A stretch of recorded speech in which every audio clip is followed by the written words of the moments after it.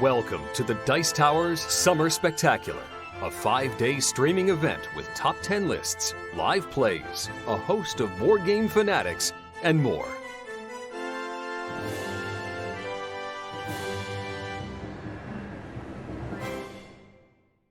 Good morning, everybody. Welcome. Hey, it's Tuesday. Welcome to the Dice Tower Summer Spectacular. Now, you might have been expecting there to be 100-some people here, and there will be quite a few people over the course of the next 5 days. We have about 40 hours or so, maybe more, of entertainment. We haven't added them all together, but a lot of work has gone into getting this ready. Now, as we start today, I'll be frank, I woke up today and I was a little sad because every Tuesday for the past 8 years on this day I've woken up and prepared for Dice Tower Con. You know, and this year we were supposed to be doing that right now for Dice Tower East. It is what it is. And so conventions aren't happening, many conventions, and so we're doing this in place at Dice Tower East. This is not a convention. This is just us playing games, talking about games, and doing a lot of top 10 lists for you. So I hope that you enjoy that. I hope you have fun. A lot of people put a lot of work into this behind the scenes. We've been working on this for over a month. Now, we have a landing page here, which is dicetower.com Summer Spectacular. So if you go there, you'll be able to see all the different things. We're going to be doing this in blocks, where you're going to see, for example, here, me starting out. I have some announcements coming up. Hang on for that. We're going to be doing some blocks. We're going to be, once we start something, then after that you'll see something else, and then we'll jump to the next video. There will be some downtime between blocks, but we did that because I like things to be on some sort of schedule. And if you're looking for a top 10 list, you know, for example, they start at 1 p.m. Eastern Time each day. So you can check that out to learn more about that. Now, I hope, and we all hope, if you've been watching us last week, you may have seen our power went off here in the studio. Our internet goes down. Right now, I'm looking here, it seems like both of those things are working fine. They may go down. We'll do our best to run that through, but we are running through so many different machines and so many different things going on. Keep that in mind. If we do go, we will just do our best to course correct. We'll get all this content up at some point or other. This is taking the place of Dice Tower East to some degree. With Dice Tower East being canceled, we were able to fortunately recoup a decent amount of the money that was involved there, but we still lost a lot of money in fees and things. And so this is part of what we're doing here, is to help keep the Dice Tower afloat in that regard. And to that end, we want to thank our sponsors. You can see all the sponsors here on screen, and you'll be seeing us play their games and show off their games and do a lot of cool things over the course of today and the next 5 days. And so if you get a chance, you can go to the Summer Spectacular page. You can click on their logos. It will take you to their website, and you can find out more about their games. And I want to say a huge thank you to these companies for working with us and believing in the Dice Tower. To that end, there are contests. Over the next 5 days, we have, I believe, we're giving out 89 things. Well, if we include the game trays stuff, we're giving out almost 100 prizes. All right, and to enter these contests, you're going to have to watch us live. We're going to be in most of the live things, not all of them, but in most of the live things. I have scheduled prizes. I have a whole sheet here that tells me what prizes is scheduled when. And it says I'm supposed to give some away now.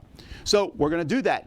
So first we have Animex and Rose Ceremony and Dragomino, 3 games from Blue Orange Games, and Tales of Bar-BEAria, which is not only ending on Kickstarter today, but we're going to be playing that live very soon, actually. So I'm giving out 5 games, 1 Animex, 1 Rose Ceremony, 1 Dragomino, and 2 copies of Barbaria. And we're going to be, these are anyone all over the world can win these. Now, let's talk about contests a bit, because we're going to be doing a lot of contests over the course of the next 5 days. When we do a contest, all you have to do to enter that contest is to send us an email. You need to send an email to contest@dicetower.com. In the subject line, you need to put whatever word we tell you. For example, this contest, you need to put huzzah. Simple enough. We're starting. Huzzah! Secondly, you need to put your name and your address. Then at the beginning of each day of the Summer Spectacular, so tomorrow, sometime during tomorrow morning, on the Dice Tower itself, on our main webpage, dicetower.com, we're going to put a list of all the winners and what they win. So, for example, if you entered this contest right now, I have 5 games. You have a chance of winning one of those 5 games randomly. You don't pick which one you win, you'll win one of them. And then we're going to do another contest a little bit later. Then we're doing 1, 2, 3, 4, 5, 6, 7 different contests will be happening over the course of today. And we'll announce all the winners for those 7 contests tomorrow. So I hope that you enjoy that. And again, this is the information. Email contest@dicetower.com. Put huzzah in the description and your address to win one of those 5 games I just mentioned. Alrighty. Well, I said we were going to talk about announcements. So we have a lot of announcements from the Dice Tower. I'm very excited about these. Now I know, let me go back in time. If you listened on the podcast and other things, I may have alluded to a fairly large announcement. I would like to kind of quash that and not. There's no huge announcements here. I think these are all very exciting, neat things. But we're not like suddenly, changing the name of the Dice Tower. Well, not all the Dice Tower.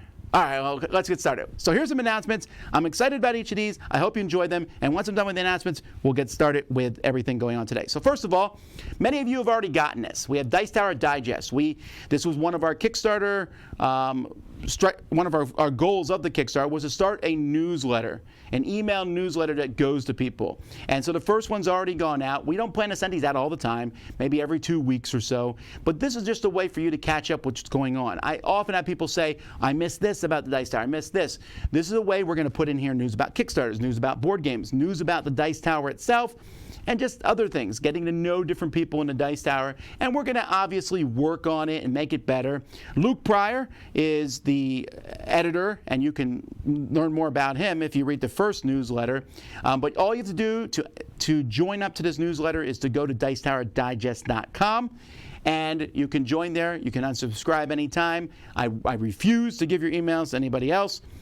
You will only get from this email Dice Tower Digest, maybe a special big announcement a couple times a year. And of course, if you win a contest, we'll let you know that through the email also. Oh, look, Board Game Snake says it's not much, but I wanted you to know I appreciate you guys. Thank you. We do appreciate it. And also, I saw someone earlier said it was their birthday. Happy birthday. All right. Well, that's Dice Tower Digest. Also, some of you may have noticed this because it's been on the website for the past couple days, but there are now new Dice Tower t-shirts, and I'm really excited about that. And there are a lot of different ones, so I want to show off a few of them. So first of all, we have superhero t-shirts. So we had these superhero folks that were involved in our Kickstarter that we just did, and so we have t-shirts made of them. So we have Ice Dice Baby, Gamers Assemble, and then the one with the Hulk dice there says, My Secret, I'm Always Gaming. So these are different t-shirts that you can see, and there's another one that I'm going to show you just in a bit of the superheroes. And all these t-shirts can be gotten at geekygoodies.com/Dice Tower. You can also find a link on dicetower.com itself. A portion of the sales of these t-shirts goes to the Dice Tower. Not a lot, but I like the t-shirts, and I think they're fun to wear. Also, if you want to get something for the Dice Tower Summer Spectacular or Dice Tower East. Now, Dice Tower East 2020 didn't happen, but you could pretend you went anyway. You can get a t-shirt and or mug. So if you like the logos for either of these, you can see there's the logo for Dice Tower Summer Spectacular and Dice Tower East, and you can pretend that you were there and had a great time. For those people who get a shirt every year, we thought you'd like that. And so here's some more pictures of the superhero shirts, and there's the other one that says I Love Games 3000, or is it 5000, or 2000, or 8000? I can't read it. 3000, thank you. Alrighty, so there's t-shirts available. I hope you enjoyed them. They're really nice. They come in a variety of colors and sizes and all that, and you can see all those on the website.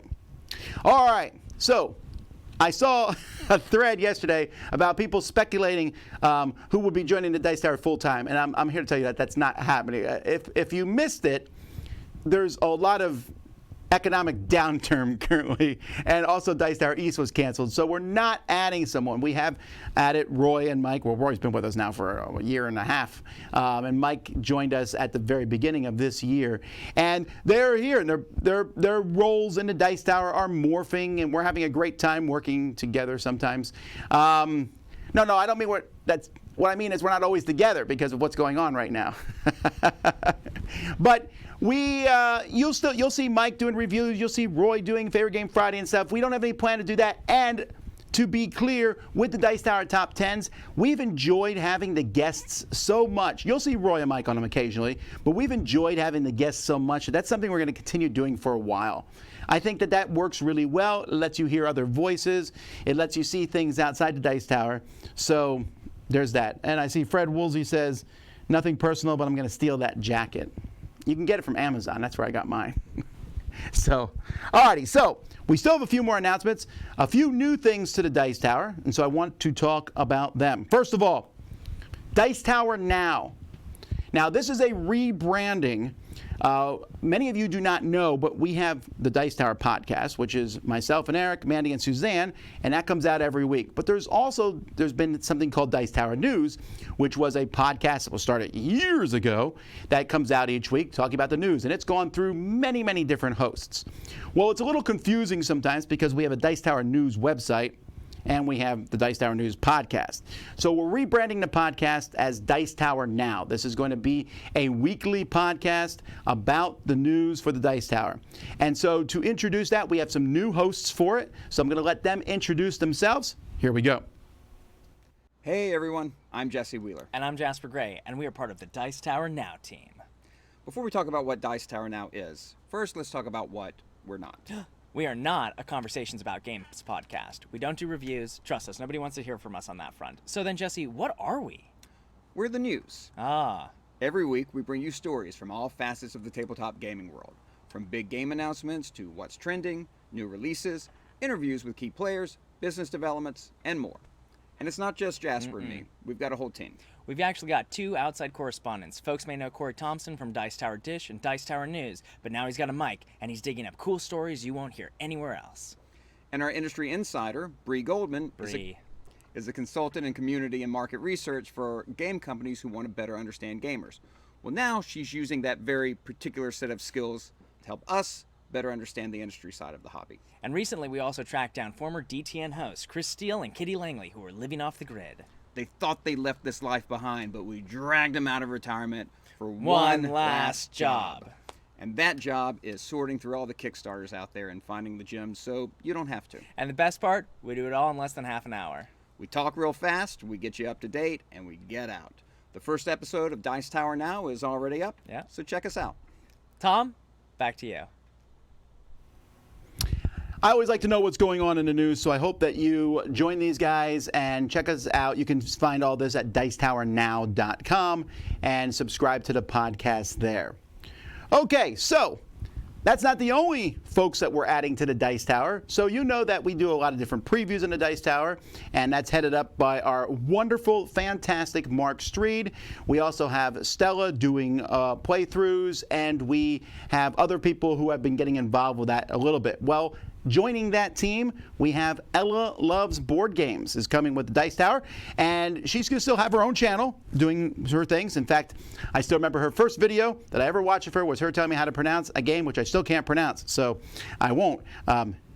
Teotihuacan? Okay, anyway. No, but she's a fantastic, wonderful person, and she's going to be doing some previews and other things for the Dice Tower as time goes by, and I'm going to let her introduce herself now.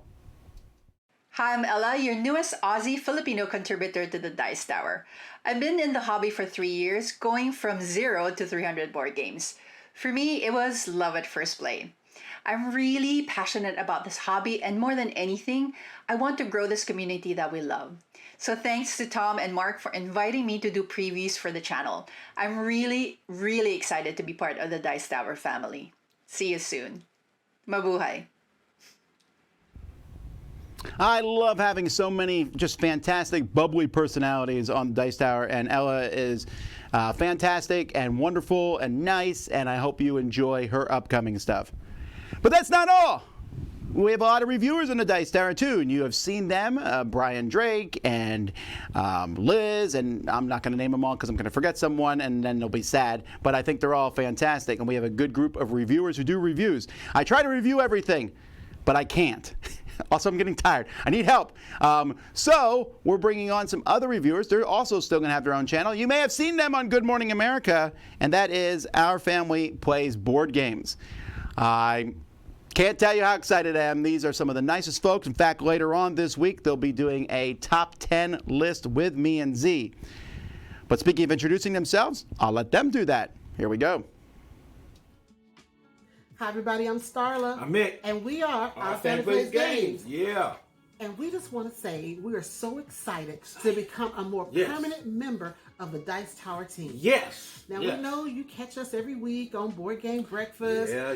But now we're going to be doing something else. What we doing? You know. Reviews. Yes. Game reviews. Yes. And we're going to do it the way we can do it. You know, the Our Family Plays Games way. So, hey, get ready. We're just going to come be like good friends, sitting at the table just talking about games. Yeah, about games. And how families love these games and how families can benefit from these games. So we hope you'll check us out on the Dice Tower. Check out our reviews. All right, everybody. Take it easy. Bye. Don't you just feel happier now? I do.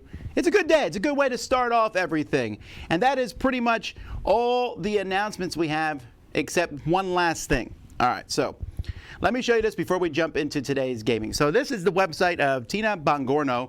You may not know her by name, although you should. She's done artwork for a few games, but has done great artwork. But she does all of the dice people for us. And so these are some of the dice people. And there's my new one. Look at that, with a red hat, which I'm wearing. I'm not. I'm wearing a black one because the red didn't match. It doesn't matter. Don't worry about all that.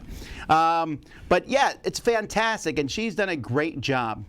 Well, one of the things that we are doing, so I thought about different things. One of the things we do every year at Dice Tower Convention, and we were going to do at Dice Tower East, is we sell off all the board games that we have. We got a little bit of money, but it helps, again, it helps the Dice Tower out. We can't do that this year because, well, we're not there and shipping them. We're going to figure out what to do with those games, but that's a future thing. But one of the ways we're going to raise a little bit of money for the Dice Tower is, do you want your own dice person? Tina's going to draw 5 of them, all right, 4 different people, 1 each day. And how we decide, this is not necessarily a contest, this is an auction. So you email us at auction@dicetower.com. So email us at auction.dicetower.com and tell us how much you'd be willing, and each day the highest bid will win. Now it's a one-time bid, and I would highly recommend making your bid some weird number because ties will have to, I don't know what we'll do with ties. Don't have to be a tie. Do like 22 cents or something, you know, at the end of your bid. But don't do 22 cents because I just said 22 cents and other people do 22 cents, so then you should do 23. But I just said that now, so anyhow, that's up to you. And give us, you know, a couple months to get her to draw these for you, but these will be yours, although I also will reserve the right to occasionally show them off in videos and have them in our group of dice people. But you'll have this one. You can't use it for commercial purposes. This isn't for that. This is just for you to have. You can use it as an avatar or whatever you want. So if you want to be involved with that, all you have to do is email us at auction@dicetower.com with your bid and, of course, your name. And we'll contact you if you're the winner. If you don't get contacted, well, you can do it again tomorrow. You know, we'll mention this at the beginning of each of our different shows. Okay, that's a lot of announcements. Hope I didn't overwhelm you. We have another announcement that will be coming, but that will be happening tomorrow. So I'm excited about that. We have a ton of amazing, fantastic, wonderful contributors to the Dice Tower. And throughout this week, they're going to be showing off things. They're going to be playing games. They're going to be doing top 10 lists, all sorts of things. And so I hope you enjoyed them. And we're going to jump into a few of those right now. When that's over, we'll be back. Me, Roy, and Mike are going to be playing Tales of Bar-BEAria. So join us back in a bit for that. And don't forget our contest. If you're just joining now and you're wondering what contest, go back to the beginning of this video and watch how to enter that. Meanwhile, I'll be back in a bit. I hope you enjoy the Summer Spectacular. I really appreciate you all coming and having fun with us. But let's get started with some contributors, and we'll be back in a bit. Have fun.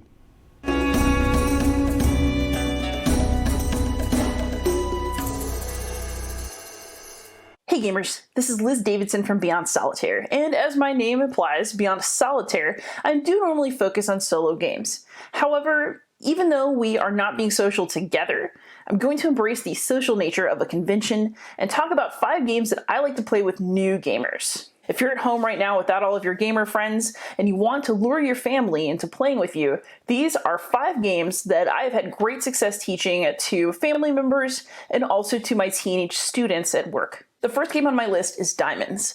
Diamonds is a trick-taking game designed by Mike Fitzgerald that is a little bit more than something like Hearts or Spades, but still very accessible to people who have had access to trick-taking games before. So if you're looking for a bridge between regular card games and hobby board games, Diamonds may be a very good choice. Diamonds offers you fairly standard trick-taking fare with suits that you already know, but the cards are differently numbered, and depending on how you play, you get to take bonuses based on the suits in which you have taken tricks. I've had a really good time playing this one on vacation with my parents and boyfriend. The second game on my list is Sushi Go, designed by Phil Walker Harding. Sushi Go is a very simple, very cutely illustrated drafting game where you're essentially trying to collect different types of sushi in order to score the most points. This is the most friendly introduction to drafting that I have seen, and the adorable art makes it extra accessible. My students love it, and it's always a hit when I pull it out to teach them. So if you're looking for a drafting game, perhaps as a way to prepare for something like 7 Wonders, then Sushi Go is a great starting choice. The third game on my list has been a favorite in my classroom for years, so much so that I might need a new copy of the game, and that is Castle Panic. Castle Panic is a cooperative tower defense game where you and your friends are working together to survive waves of attacks from monsters in the forest. The base game is really simple, and the rulebook is one of the clearest that I've ever seen, which means that the game is so easy to learn, so easy to teach, and a real pleasure to play with others, especially because it is cooperative, so you can also jump in and learn it together. And when you're ready to step up from the base game, Castle Panic has a number of expansions that add spice, excitement, and challenge to the game, so it can also grow with you while being a very friendly introductory game. The fourth game on my list is Splendor, designed by Marc Andre. Splendor is a light engine building game where you are collecting gems and vying to be the first to hit 14 victory points. Splendor is one of those games that only allows you to take one action per turn, but the action you take ends up having long-running consequences, and there's actually a lot of thought that you can put into the game. This makes it both easy to teach and still interesting for veteran gamers or people who have played Splendor many times. Every time I bring this one out to teach to students, they absolutely love it, so much so that the poker chips in my copy of Splendor are starting to look bad. And those are very durable chips. So I found that if I want to get someone new to gaming a little bit addicted, Splendor is a great choice. It's like a potato chip game. You play it once, and then suddenly you've played it 5 or 6 times, and you don't know where the afternoon went. I highly recommend this one both as an initiation game for newbies and as, honestly, a game I still like to go back and play, even if other people feel too cool for it these days. And the fifth game on my list is not a game that I would have kept for solo play, but I absolutely keep it to play with other people, especially teenagers. And that game is Escape the Dark Castle, which is published by Themeborn Games. Escape the Dark Castle is a relatively simple game where you just turn over cards, make choices based on what they say, and roll dice to resolve various combat or other types of checks. The game has a really old school fantasy feel, the art is super evocative and a little gross in all the right ways, and even though I don't always love it as a game, Escape the Dark Castle is amazing as an experience, especially when you're playing it with other people who are getting into that kind of fantasy for the first time, or people who will be nostalgic for it and then want to play with you again. If you think that your family or your group of new gamers would really respond to a fantasy story or a crazy adventure, then something like Escape the Dark Castle is a wonderful place to start. So those are my top 5 games that I like to introduce to new players. Most of them are actually still in my classroom right now, hopefully to be played next year. And if any of them sound interesting to you, I highly recommend that you get your hands on a copy and have a lovely, safe game night at home. Happy gaming. Not to bring the mood down, but I'm here to talk to you about being an eco-friendly gamer. Did I do it? Is the mood down? I don't know. Feels okay. Feels okay. It's not bad. It's not bad. Good mood.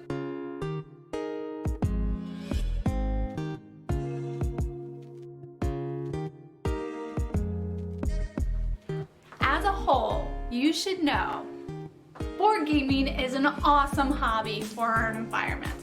Once you have that board game in your house, you can replay that baby over and over and over again without any extra cost or any extra waste added to the environment.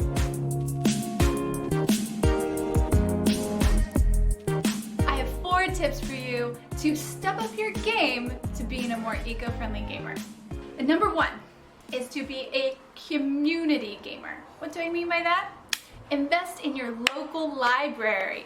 See what games that they have, maybe donate to them, and be a part of that community. Sharing games with other people is a very wonderful way to cut on waste and to share the hobby of gaming without any extra cost. Also, local board gaming communities, local board game groups, check them out. See if there's any that, fit for your schedule, fit for your personality. Share your board games and they will share board games with you. You will get exposed to tons of new games without any extra waste or cost. So it's a win-win. Win-win-win. My number 2 point is to be aware of the materials that are in your board games. If you're buying a board game that has extra plastic in it, why is it there? Is it necessary? Is it just something that's put in there to make you want to buy it? If it is, don't, because that's bad marketing, that's bad behavior, and our industry needs to change. What's wrong with cardboard standees? What's wrong with photosynthesis? That game has absolutely no plastic in it at all. It's all recycled cardboard. And the components in that game are stunning.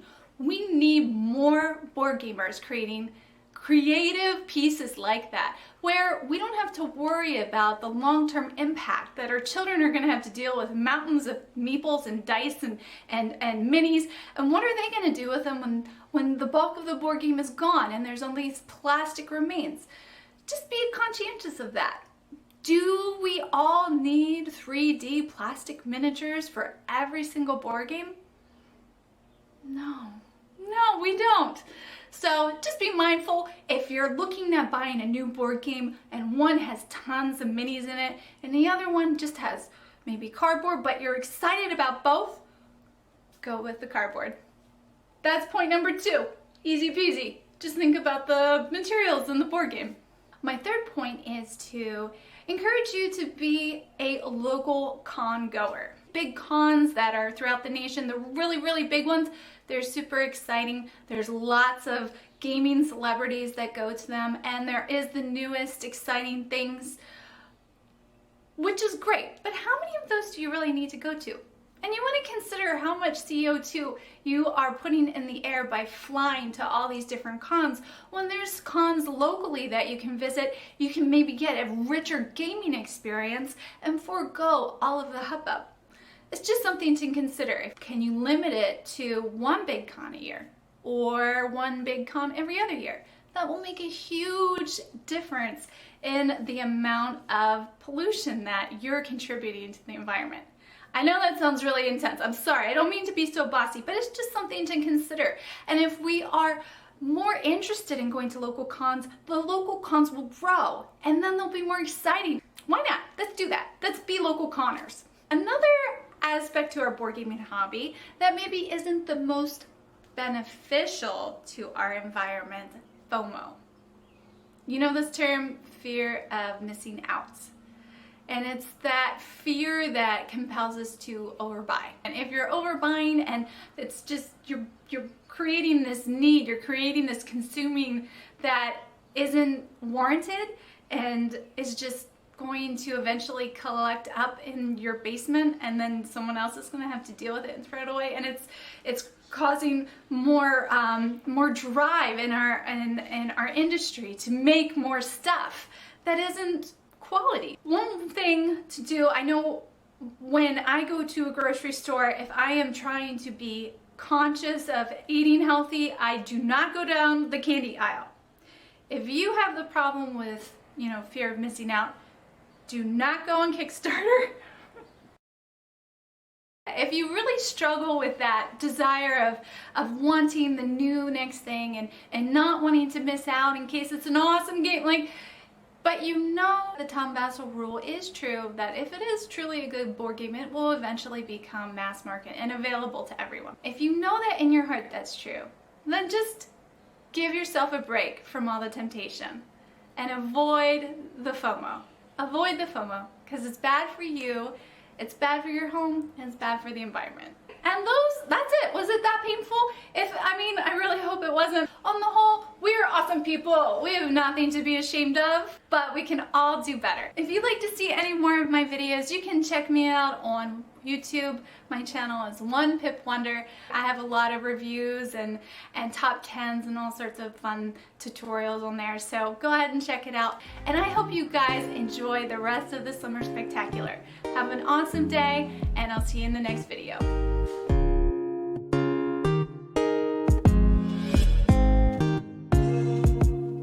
So I have 4 tips for you. Local Connors? I don't know if that's an expression, but I just made it one. If you do not want to contribute to the pollution of our Earth, which if you live on Earth, you probably don't, because if we don't have Earth, we have no place to live.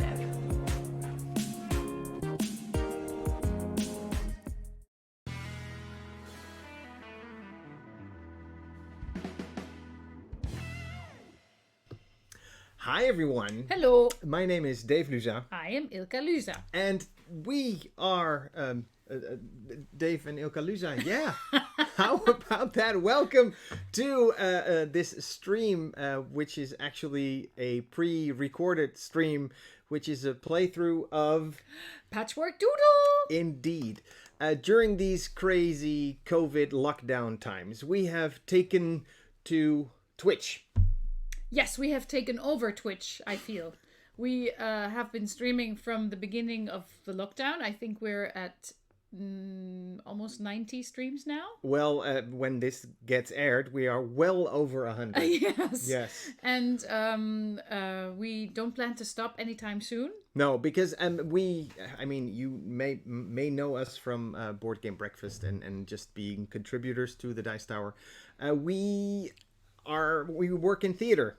We have a different life also. Yeah. We're not only here, but we're also in the outside world. We would have been working in theaters these past months, but we're not allowed to. No, we are basically without a job. So we started doing this. I'm streaming every day from our garden house, which is the place we are sitting in right now, and streaming games that you, the internet, can play with us. We have found a great group of people. We have found friends. I don't think that's exaggerated. Like in the saying, strangers are friends you haven't met yet.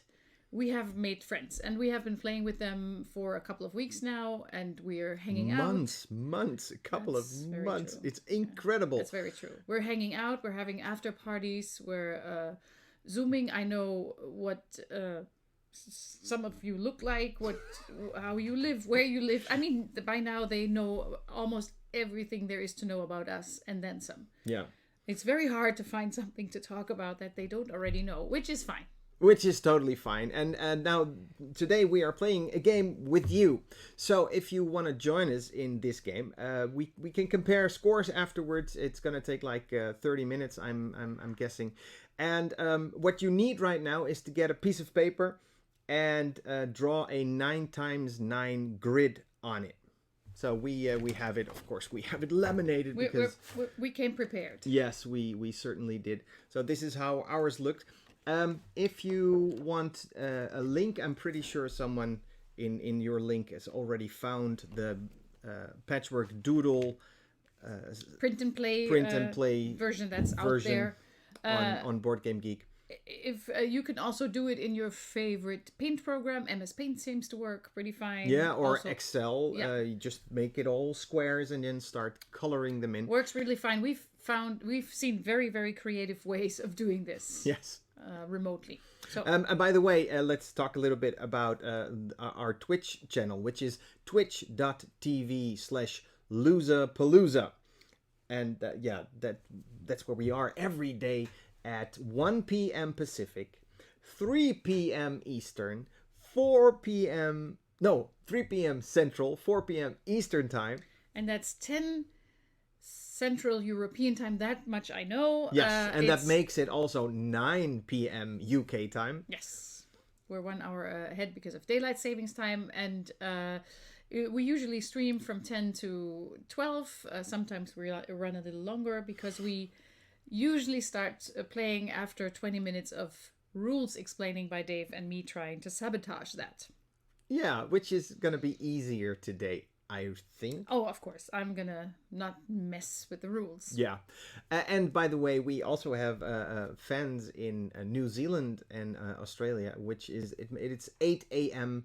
in New Zealand time. Twitch.tv/Luzapalooza. Now, let's talk a little bit about the rules of the game that we have here today. We have first you need a 9x9 grid. Like I said, you can make it yourself. Just take a piece of paper and start making it. We are also going to draw on this. Now you can just draw with a pencil and just or mark it in any way you want. It's not about what you draw. But this is called Patchwork Doodle, and so we like to take it up a notch and make it somewhat artsy. We had a board game themed Patchwork Doodle a couple of weeks back, where any square, any shape we drew in was based on a board game. So that was fun. I did animal prints, but you could also just make it just colors. That works fine too. It all works fine. It doesn't matter what it is. Whatever you want. If you make it nice, hey, dress for the social occasion you want, right? Let me see. Almost, Dave. Almost.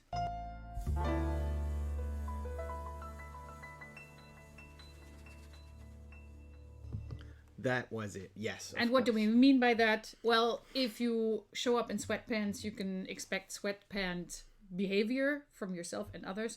Maybe dress up a little if you meet for these little Zoom conferences and online meetings. It pays to clean up, look nice. A little bit, yes. Ilka likes to put out dress codes for our gaming nights. Exactly. So today we just do basic black. I think that was... Yes, basic black. But still looking very... But still sharp. Sharp and nice.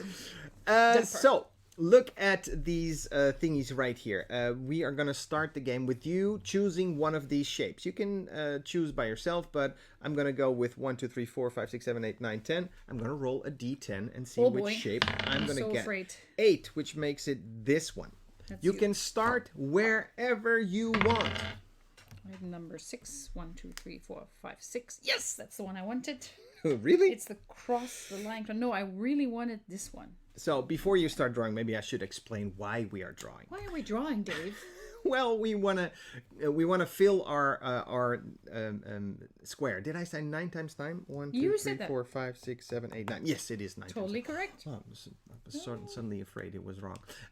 We're trying to completely fill it because every empty square at the end of the game is going to bring you a minus point, a negative point. So that's not what you want. As you can see, these, if you start drawing in these, some you can mirror, and there's the mirror shape right here on these cards. These don't have one because, well, they can't really be mirrored. But that will be the case throughout the game. You can mirror the shapes that you're going to draw in, which is important. Yes, that is definitely going to come in handy. So everyone's going to start kind of with a different shape. They are all 7 pieces large, so we all kind of started filling out our board, but we have a different way of continuing. During the game, we are going to draw a couple of cards, which they come up here. It's like polyomino shapes. They come in different sizes and in different shapes, and we are going to draw them on our board. There's a die involved and a little figure of a man, and every time that the die is being rolled, that man is going to move to a certain spot, and now everyone is going to draw that shape. After 6 shapes, we do a intermediate scoring. It says here, right here on the sheet, after 6 shapes, which is 1 round, we do an intermediate scoring, and we play for a total of 3 rounds, and we keep building on our shape. You score points for your largest rectangle. Now, this is interesting. Look at your board, at what you've filled out, and you're going to get points for your largest rectangle. Is it a rectangle? Yes. I thought it was a square. Yeah, I redid the rules for this one just to make sure that I did it right. So within that rectangle, you're going to look for your largest square. So you could have a 4 times 6 rectangle. Okay. But that means inside that 4 times 6 rectangle is a 4 times 4 square. Now, you're going to get points for each square in that square. 4 times 4 means 16 points. But you can get extra points if you have additional rows or columns in your rectangle. So 4 times 4 is going to give you 16, 17, 18 points if you have a 4 times 6 rectangle. If you have a 7 times 3 rectangle, for example, you are going to get your biggest square is 3 times 3 is 9. And then you've got 4 additional rows or columns depending on how you put it. So that would give you 13 points. What's really, really nice about our playtime at night, the Luzapalooza channel, is that people in the chat, we talk to them and they usually know all about the rules, and they will explain it not only to us but to each other, which is really nice, because sometimes you don't look at the chat the whole time and then you don't see the questions that come up, and they answer them to each other, which is amazing. And I'm pretty sure, I mean, I don't know when Tom is airing this episode. It's probably in the middle of the night in America. But that if you have a question, just post it in the chat, and chances are that people will know the answer. Yes. And there's, by the way, another game that looks very similar to this one, which is called Second Chance. It's by the same designer and Uwe Rosenberg. And it is basically the same game, but it's a different... I did not know that. Yeah. Once you are not allowed to do... once you cannot fit a shape on your board, you get a second chance. Oh, and I would like that. Yeah. In this case, if you don't like a shape at the during the game and at the end of the game, you don't need to draw it. I mean, you don't know what shapes will come out at the end of the game.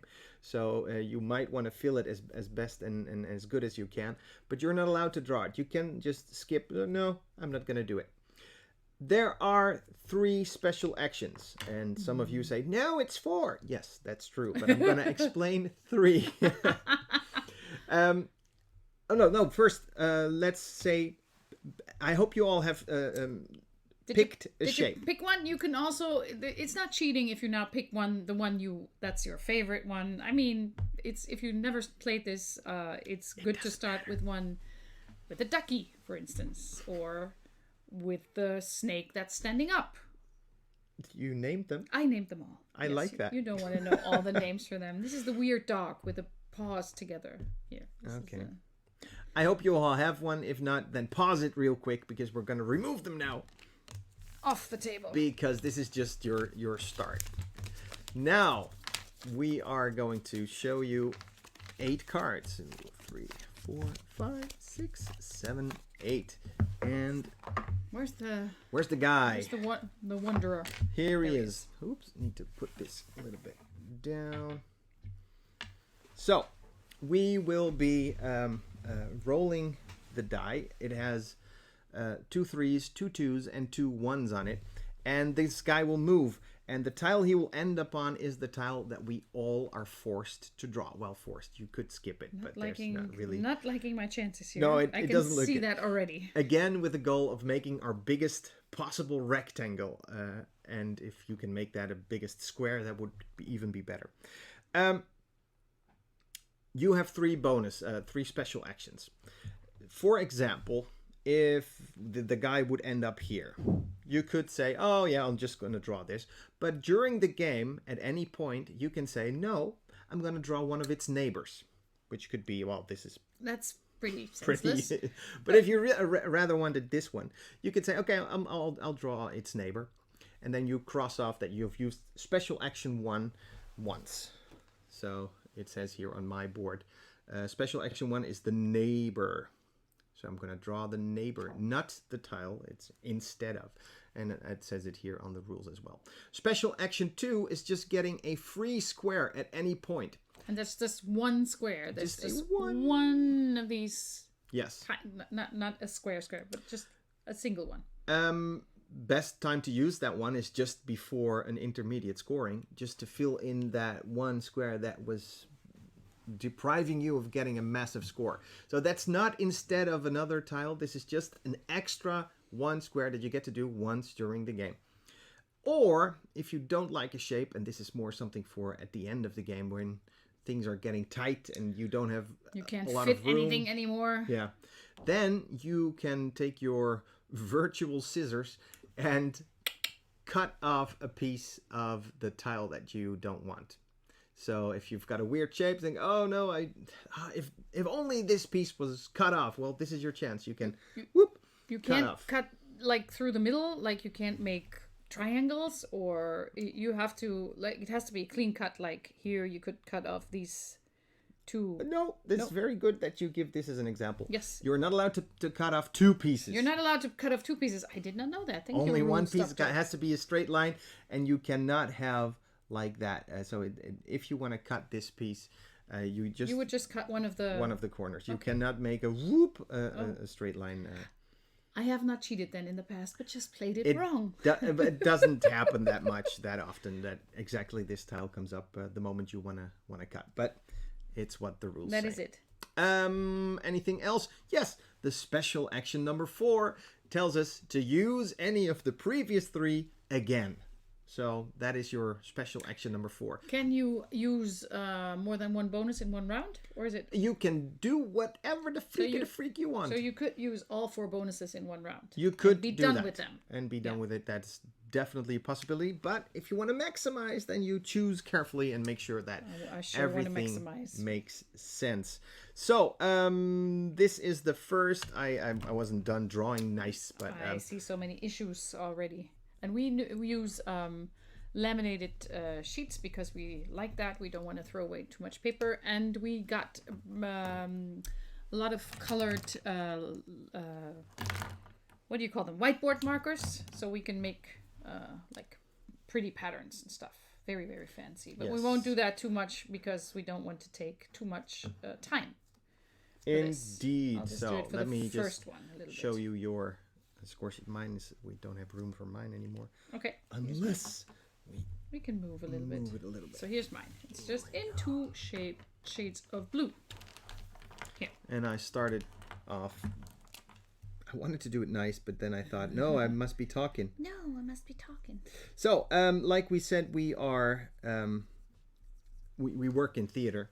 During our streams, we have something like channel points. It's something that Twitch does. As if you watch us for a longer period, then you're gonna gain more Palooza points. It's like air miles. You just collect them. You can't. you don't have to do anything for it except for showing up regularly. And what do you do with those points, Dave? Well, because we thought, hey, we are these creative people who like to sing and like to do weird. Well, not weird, but it is weird. It is. It might be weird. We do improv for the chat, for everyone's out there. We actually have improv nights as well on the channel every 2 weeks on a Friday. But you can redeem your points, let's say, for an opera that we sing about your favorite board game. So I've performed a couple of operas about games that I had no clue what they are. Euphoria, I had no idea, but I did an opera about it. It was very nice. Agricola, we did that. And that's just an example. So our friends in the chat can redeem their points that way. Drop by twitch.tv/Luzapalooza. Just like our name. Yes. Okay, so now roll for real, Ilka. The guy is gonna start walking, and he's gonna walk 1, 2, 3. Okay, ending up on the square. On the square. Hope you can see it properly. It's just this square.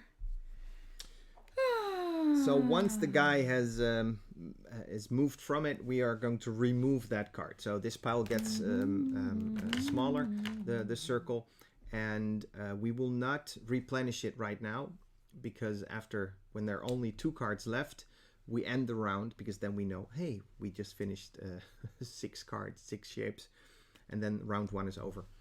And then we add more cards for the second and the third round. So, well, this fits perfectly. Does it now? It does. Well, speak for yourself. This is really already... I feel like I'm already in trouble. I wanted to do a sunset here. Ooh, rising sun. Rising sun. I don't know. Okay. So I hope you are having a great time here with the summer spectacular. It's right now we are all about the virtual gaming con that's about to start. So we haven't heard any that much yet about this con. So I thought it was the summer spectacular. Pretty sure. Don't ask me, Dave. Nobody ever talks to me about these things. I just show up and draw in squares. That's like true. This is not a proper sunset, but you get the picture. You know what I mean. Yeah, it's still about points. It is about points. Right. Would you like to roll again? Sure, I can roll. Are you done drawing? Should I wait some more? But you can just pause us, right? I can do a weird pose. You can. Well, if you can pause us, me. if they pause us, then if they pause us, then they would run behind on the whole stream. Oh, that's true. And oh, that's true. So I guess I just roll. Yeah. Here you go. It's 3 again. 1, 2, 3. Oh boy. Oh, ooh, I call this one the stairs. The stairs. Yeah, I like the stairs. Oh, they fit here a little bit. They kind of fit. So think about that. You want to get a big rectangular shape or a square shape. I'm in love with the shape of you. Are you now? Well, not in love with these shapes. I want the pink, I think. This works so that's fine. 1, 2, 3. Dave taught me a way if I'm having a hard time putting these shapes in. Mostly playing Isle of Cats, the remote edition, which and he is taught me just awesome. to count these 1, 2, 3, and then 1, 2, and then 1. Sometimes I'm having a hard time with that. Yeah. And I'm not gonna lie. I'm gonna make this all very positive.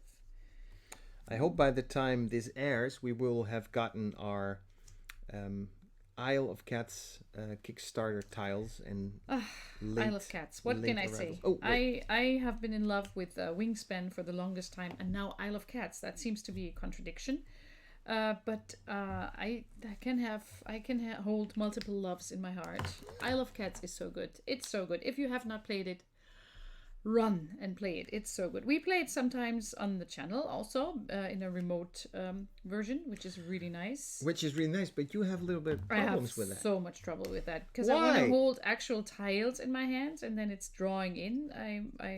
I can have the tiles in my hand and just move them around. With this, it's too abstract for me. It's just very difficult. But I now have these hearts, so that's good. So there are people who watch streams of people paint minis. Now you can watch us paint. How about that? So I'll remove this cart. Watch it painted. It's out. Is it never coming back, Dave? It is never coming back. Look at the shape. Remember the shape? Not coming back. Well, that's not entirely true. Some shapes are in it a couple of times. Ooh, that's nice. What is that? I don't know. I was afraid it started to be the flag of Denmark or Norway or with brown.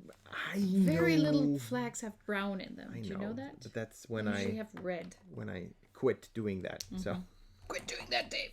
Don't do that. So yes, I love cats. I think I'll make my next one a bit about cats. My next shape. Let's you might see the TGIB logo here on right over here. This game is broken. That is our podcast. I want to say, but I mean, it's not mine. You're rarely on it. I'm sometimes invited to be a guest. We always want you to be on, but for some reason you never ask. I would show up. I would be there. Yeah. No, TGIB is awesome. TGIB is Dave and the brothers Murph and Paula Deming and the unstoppable Matthew Jude, and they unstoppable. I wanted to say something nice about him. I like that just popped into my head. The unstoppable Matthew Jude, and they do awesome stuff together. They do random, weird, awesome stuff together. It's really great. If you haven't listened to it, you should. So 6. I mean, there's a 6 on this. This shape is also. Yeah, it has a 6 on it to make sure that you see how many squares are on it. Yes. So a 6. It's. I want to say it's like that apparatus you use to hold on to really hot steel bars, like a smithy would do. Oven mittens. You mean not like oven mitten, fancy oven mitten? But like that, I don't know. It looks to me like I think it's a Playmobil hand. I think of it as like the Playmobil hand. It's too large. It wouldn't work. Okay, it has to be green because it's green in that. Yeah, I said cats. Oh, and by the way, This Game is Broken is part of the Dice Tower Network. So I don't know if you're into listening to podcasts.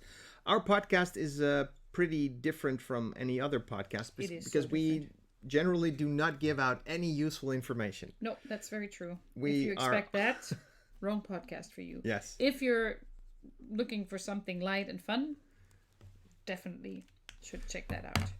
We play games on the podcast, and mostly silly games like I'm gonna say the name of a board game backwards, and you need to find out which board game I'm talking about.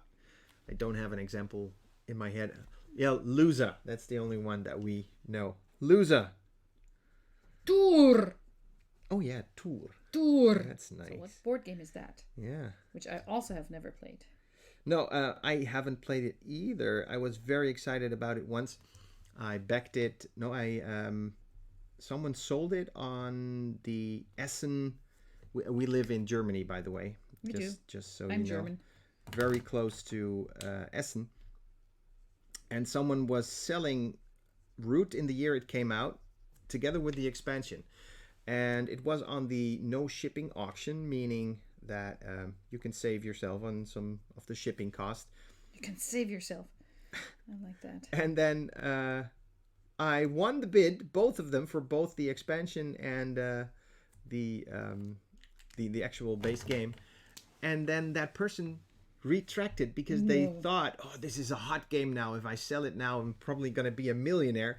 And the auction just didn't overdo it. I mean, I still paid more than the original price, but then I just got a message. No, the item is damaged. Both of the items are damaged.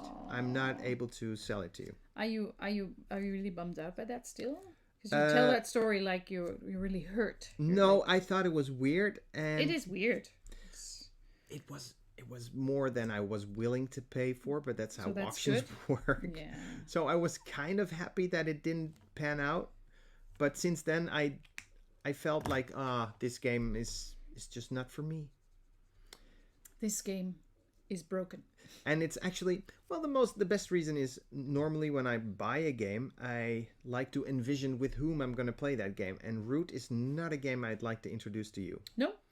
Well, there are different factions in it. Okay. And every faction requires a new explanation because... I can listen to explanations. I'm patient. Yes, you can. I'm super... But there are different factions in them, and anyway, let's roll this dice. Die. 2. Is it a die? It feels weird as a German to me to call this a die, but of course that's what it is. It's a die. Okay, I could, Dave, and I will. I could if I would. I know exactly what I'm gonna do. Not to win this game, but apparently I didn't know what I was doing. I wanted to make these 2 daisies. Every time I grab this one, I think it's yellow, but I'm disappointed when it comes out orange. I'm not disappointed. I love the color. I'm from the Netherlands, so... I love these colors. I love that as well. This was a very good investment, these whiteboard markers. I can really recommend them. Makes this experience so much more fun, except for this one is not cooperating. So these are the daisy tiles. I love games with tiles.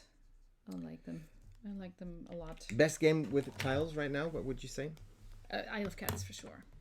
At the moment, who knows what's going to happen. I'm going to vote for my city. Yeah. Mark my words, it's going to win the Spiel des Jahres 2020. It is so going to... It might have already been winning. Then your prediction would be really Then my prediction pointless, would have been... because people would say, what did he say? He already knew that. That game, that was rigged. Okay, so how many more are we going to roar? Two more, and then then... Which one would you... I want... I want this one? I want not that one. No, me neither. I totally agree. I totally agree. Well, I could always take the one thingy. How to make the most of this. I really wanted that one. So 1, 2, 3, 4. If that comes up. It will come up at some point, I'm pretty sure. I also could take the bonus now. Just to do that. Well, you've got one. No, I won't. I just don't have a clear vision what I want with the... With the painting? With the painting. Are you waiting for inspiration? Yes, absolutely. This can take a while. No. Don't worry. No, it can't be blue. That's the only thing, because it's blue already. It'll just be this. So we hope you are having a great time at the moment.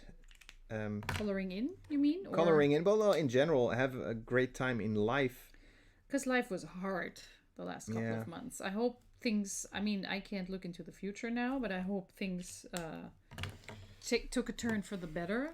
I would have been. Because they couldn't have turned a lot worse, in my opinion. That's true.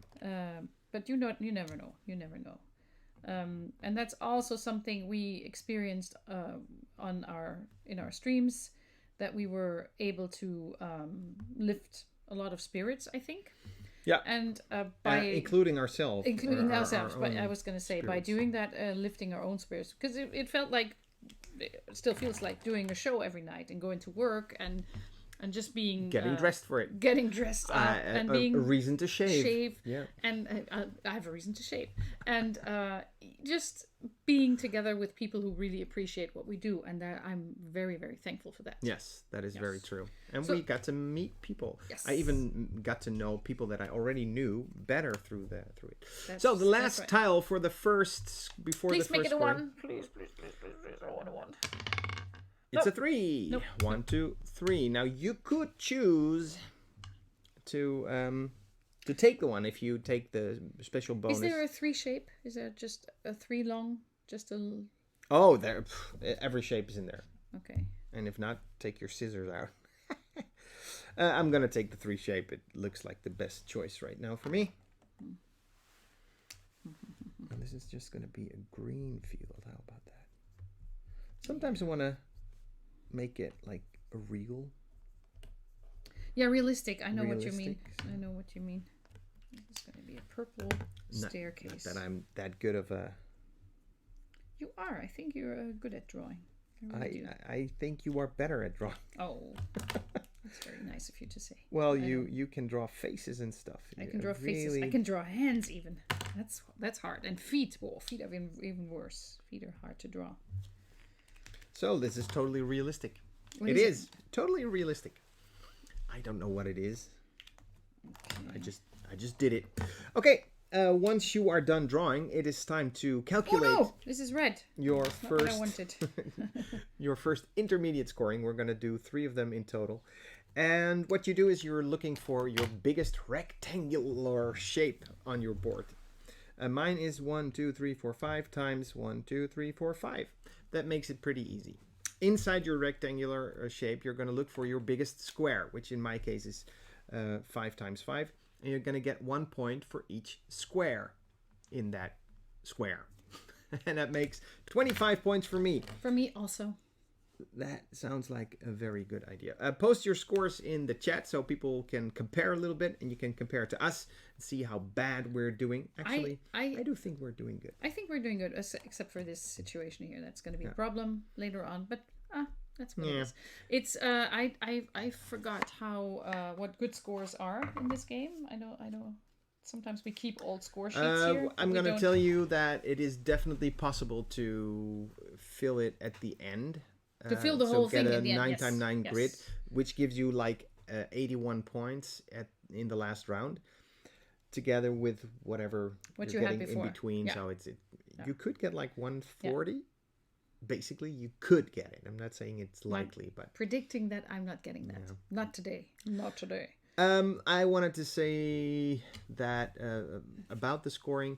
So you're looking at your rectangular shape. If it's a square, well then you're done. But if it would extend longer or wider than a square, you're going to get 1 point for each row it's longer, or each column it's longer. So if you have a 5 times 4 grid, then you're going to get 4 times 4, which is your biggest square, is 16 points. But then you're going to get 1 extra point for it being a row or a column longer. Is that clear? If not, again, write in the chat. Someone is going to know about this and answer your question. That's what I think, at least. Okay, this is... Ooh. Yes. There's your 3 shape. There's my 3 shape. Oh, I need 2, that. 4, 6, 7. Oh, I need that. 8. And see, here's the one that I will need. Oh, it's not in the picture. Oh. It's not in the picture. Thanks for writing that in the comments. Yes. It's this is the one that I'm gonna have trouble with because this is so weird. And this is this very same one is in Isle of Cats, and that's the cat I always struggle with. Because I always think it should be no, it's not. It's not. But I know, but this one is there. It's actually a fish. Oh, it is. So that makes it. Or it could be a ribbon.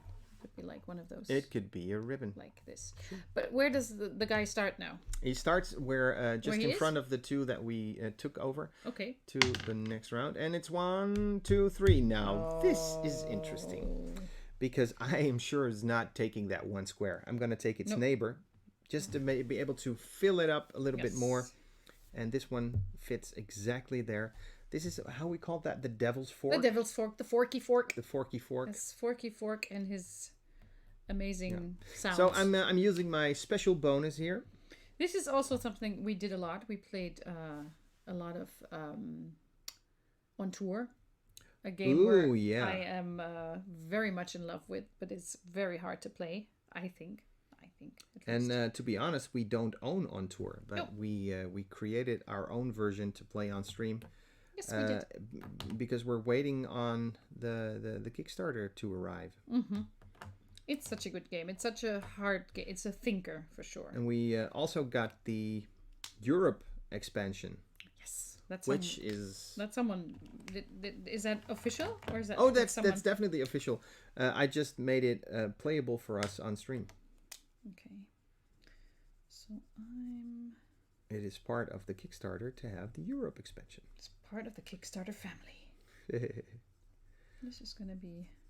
So, I'm very curious if you are all also drawing. The neighbor of the little guy? And if you are... Well, I'm more asking in general. I want to see what you come up with. Oh, the art? Yeah. So, go to the Dice Tower Facebook group and post your board, make a picture, and post it there when we're done. Yes. So we can see it. Please do that. Mostly because we don't know when this airs, and this would give us an extra indication of, hey, it aired. Hey, it aired, and people watched it, and people played with us. That would be really nice. We also have the Luzapalooza family also has a Facebook group. So if you want to look at that, can I say that, or is that? No, you can definitely say that. So the plan was of this being a 30-minute thing. We are on 35 minutes now. Oh, shoot. We need to hurry up. We need to hurry up. Yeah, this is out of the game.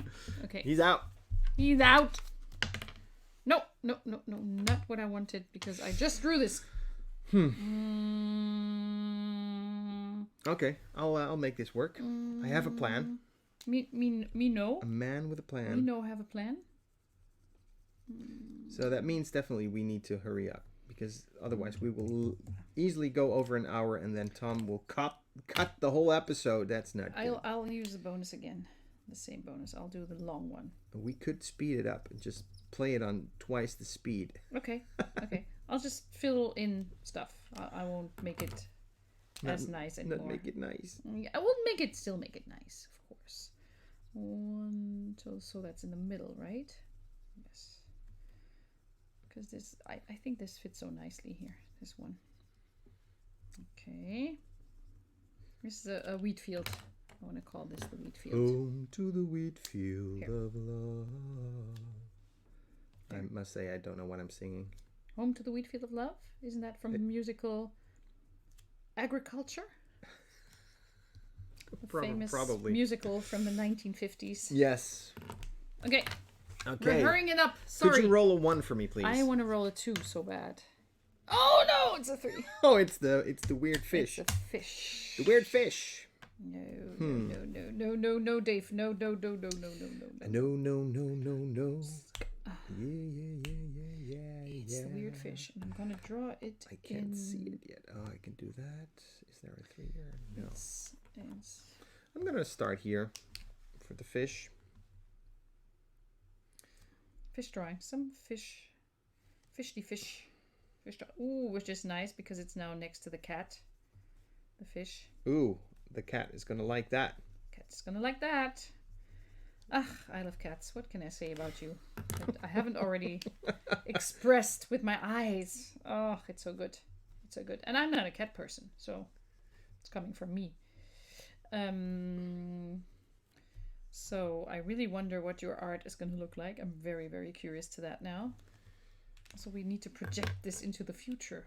I also like that a lot. Yeah, so we could imagine what the future is like right now. We found the cure to COVID. Yeah. How about that? But that I'm not afraid of. That's not going to happen. That's for sure going to happen. I have all trust in humanity and science and yeah. And in my little fish here. What else could have happened in the meantime? We could have had another catastrophe hitting the world. What there were so many. No Wi-Fi. Dave, you went there. Oh, yeah. That's bad. Oh. I hurried up. Yeah, I know. Roll. Please roll a 2, please. A 2. We want a 2. No, You're doing a terrible job. I shouldn't be rolling these. The fork thing is just not. No. Oh, it's actually not true. I want that one. So. No, I did not want that. Should I use another bonus now? Just cut it. Sure. Sure, cut it. I won't mind. No.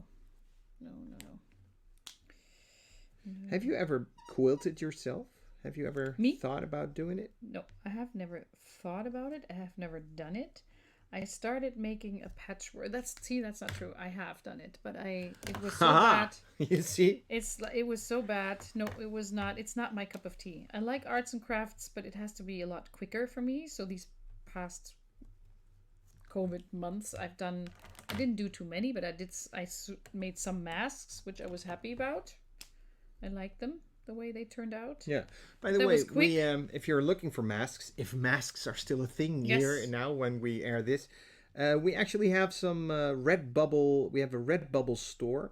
This Game is Broken Redbubble store where you can get masks, and we made it so that we are not making a profit. I mean, how much profit would you like to get from making masks? From selling through Redbubble, but you can buy masks with the TGIB logo on it, and also with without getting any kickbacks from it. We decided to. You can also buy stuff there that's made with fan art that we got. That is true. We got some amazing fan art from the stream, and you can buy T-shirts and other stuff with that on it. So I'm rolling. Yes, please roll a 1. No, it's a 2. It's the one I wanted all along. Oh, I love that. Thank you. Very pretty. Thank you. That's so pretty, Dave. No, you are pretty. No, you're pretty. Shut up. No, you shut up. No.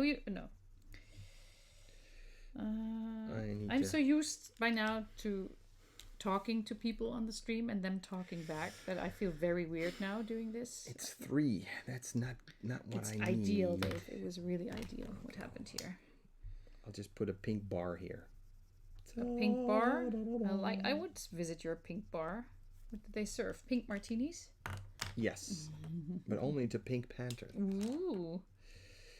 Okay, here we go. This is just a tulip, just standing there casually. Sorry, I need all your colors. So I really want you to roll a 6. This one. Just roll it yourself 3. then, please. Okay, I'll do it. Can you roll that? I'll show you how it's done. Rolling a 3 right now. Here it goes. Rolling in the deep. Now it rolled off the screen, so I cannot show you what it was because. No, Dave, that's the one I needed. It was a 3, so. It was a 1. Yes. It was a 1. It was a 1. Which I really. But I thought, hey, if you don't see it, I can. You're bad. No, I was trying to be good. You're wild, Dave. You're just so wild. Wild thing.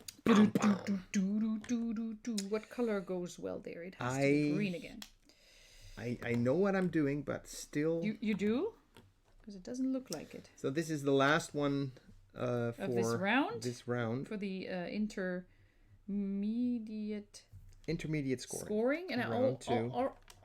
I always feel like you say it's medium scoring, like it's not good, but it's just intermediate. That's not Yeah. what it is. Well, it is. I have to say this round is definitely medium scoring for me. So this is a bit Mönchengladbach inspired, the football club that my nephew really likes. So this is off the table, not coming back, or maybe coming back. I don't know at this point. So we're scoring mediumly. Don't forget to use your bonus actions. I mean, we cannot keep reminding you all the time, but you can. If there's one square keeping you from an amazing score, then you might want to draw it now. I took 2 bonus actions already, taking the neighbor tile and then doing that again in another round. I have a 6x7 square. What does that make it? 6x7. And yes. it gives you 6 times 6 is the biggest square. 36. 36 plus 1. So it's 37. I did not do that well. 37. What did you do? I did poorly. I think I only still have a 5x5. 1, 2, 3, 4, 5. 6x5, 5x6. So it's 25, 26. Not good. That's not, but maybe you're gonna work your way into a monster score. So now I could take this tile and put it here, but that would give me a 9 times 4. That's not better. Here's the fish. So to make that more visible. 3, okay. 4, 5. Don't 6, do it too high because we 7, can't. Oh, those shapes, those horrible, 8. horrible shapes. And it was here. So we are starting our final round, and we are 45 minutes in. This is looking better. We're a 2, please. A 2. 1, 2, 3, and this is the Wonder Woman W, by the way. The Wonder Woman W. If you asked yourself, what is that? Wonder Woman. And I have to do it 2. 1, so now there's actually a way for you to start projecting the tiles that are out there on your board, so you know, oh, if that tile comes up, I'm going to feel that. If that tile comes up, I'm going to do that, and all, and not taking that long. That is the goal here. That is the goal, Dave. It's not going to happen in your case, right? Well, I'm thinking about switching it. Taking too long. If I do that. No, I'm good. I'm done. I'm thinking about switching to the neighbor again, and use my second. Second? My second. Yeah. Or because this will not be good. Yes, I'm not drawing this one. I am drawing its neighbor. It's gonna come a time when I can't draw these shapes anymore. Which is this? But what do you know?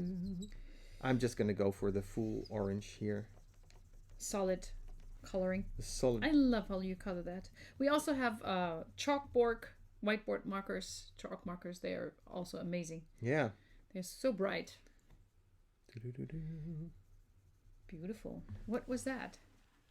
That was actually the tweezers that they used to the Smithy uses to do his cool stuff with. Should I roll?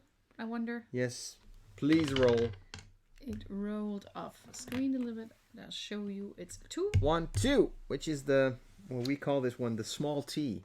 The small T. I would call it the little sombrero. That's what I like to call it. Little it's a sombrero. Small sombrero. So if I that cut shape small comes sombrero, up, I've got that it one. fits in the corner perfectly. Hey, small sombrero. I'm gonna go into the corner. Hey, small sombrero. I have to turn this. Excuse me. Oh, sorry, messed this up. Because I want to actually make it sombrero. Like this. Is it now? Is it a I don't know. Did I do this right? I didn't start out with making waves, but now while I'm doing it, I think, these are waves. Yeah. And here someone is looking from under the sombrero. Oh, this looks like an ancient language that I'm reinventing. Creating. This looks very weird sideways. Oh well. A lot of things look weird sideways. Very true. Sombrero is off the table. Gonna roll again. It's a 1. It's a 1. It's the one. I no like the 1. I'll cut it. It fits perfectly here. You look at that. 1, Yes. 2, 3, 1. Yeah. Yeah, you just cut the piece off. Cut it off. I'll put it on there. Makes the most sense. And this is gonna be blue skies, nothing but blue skies. And some clouds. Clouds and skies. Use this one, don't forget.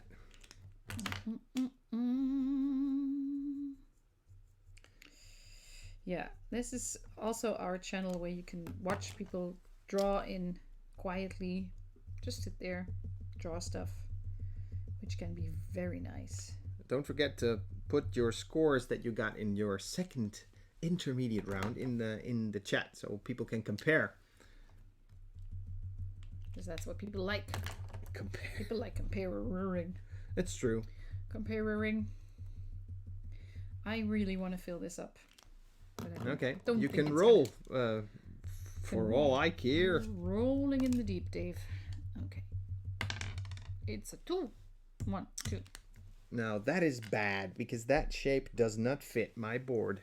It fits my board. But how can I set myself up for... So what's going to happen if I can't place something? If you are not able to place something, then you just don't. Because I can do this and then just put a 1 here. So I will cut that one, which is going to go there.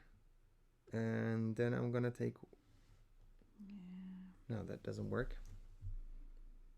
And then put my 1 square there. And then I have an 8x9 grid. That is the reality of what I have here. So I'm not doing it. So, interesting fact. During the last round, when there are only 3 tiles left, there's a little rule breaker thingy going on.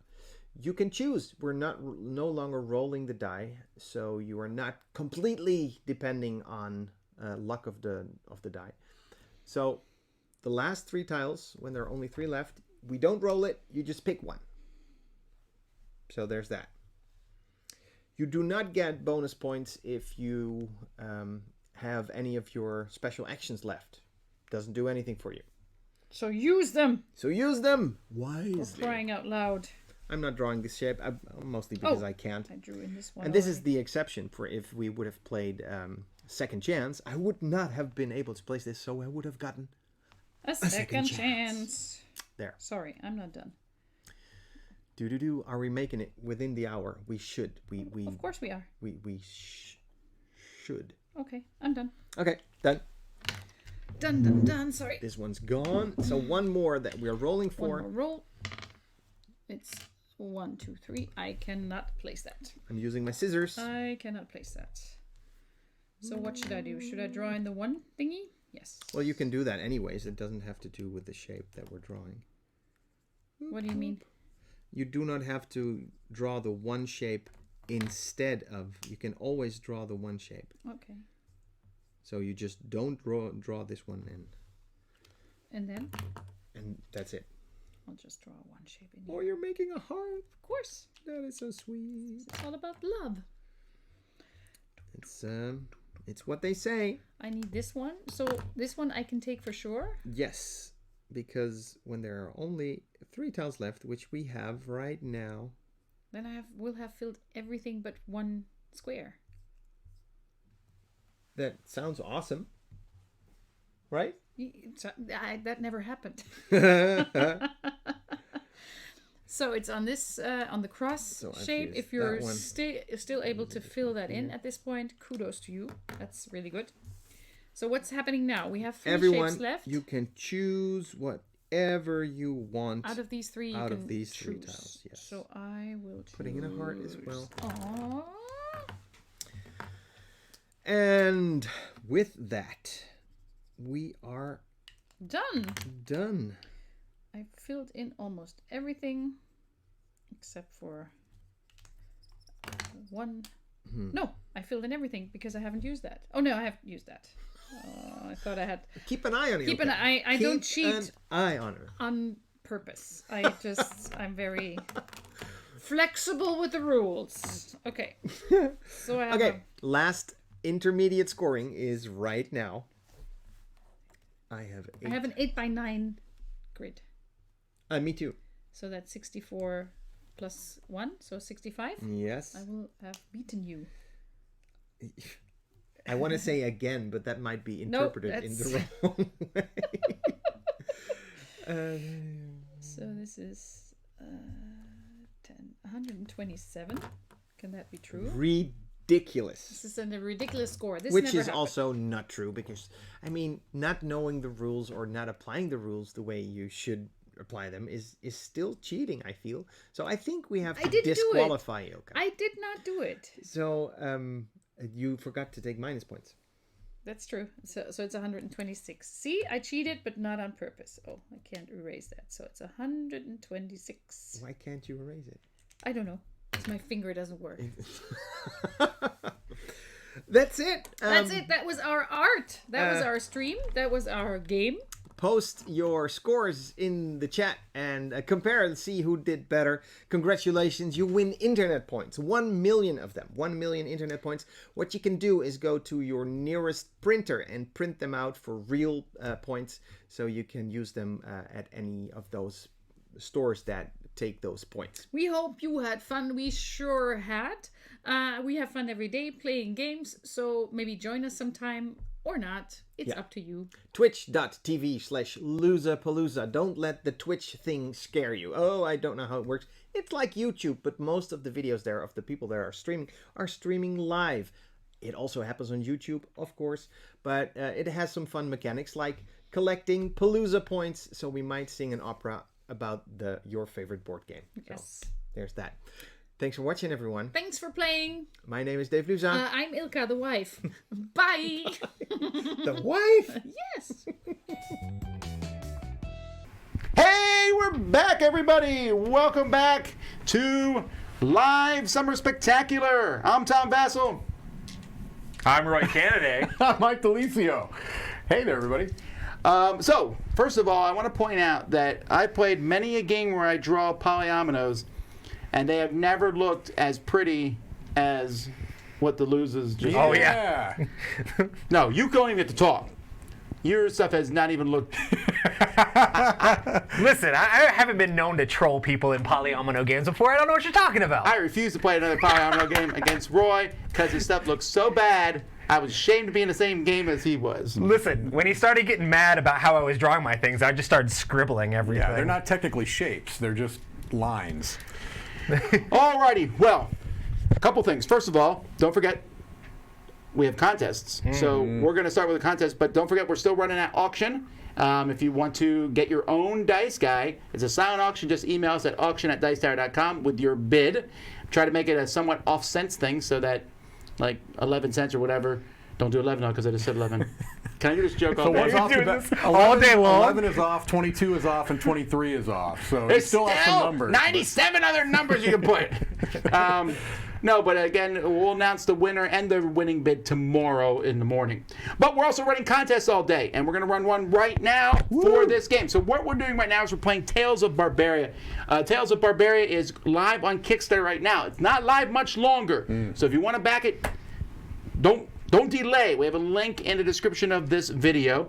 But we're also going to be giving out today 2 more copies of it. Let me check my thing. 3 more copies! I lied! 3. You can win one of these 3 copies. All you have to do is email us at contest@dicetower.com, and in the subject line put the word bears. The bears, not just bears. Bears, B-E-A-R-S.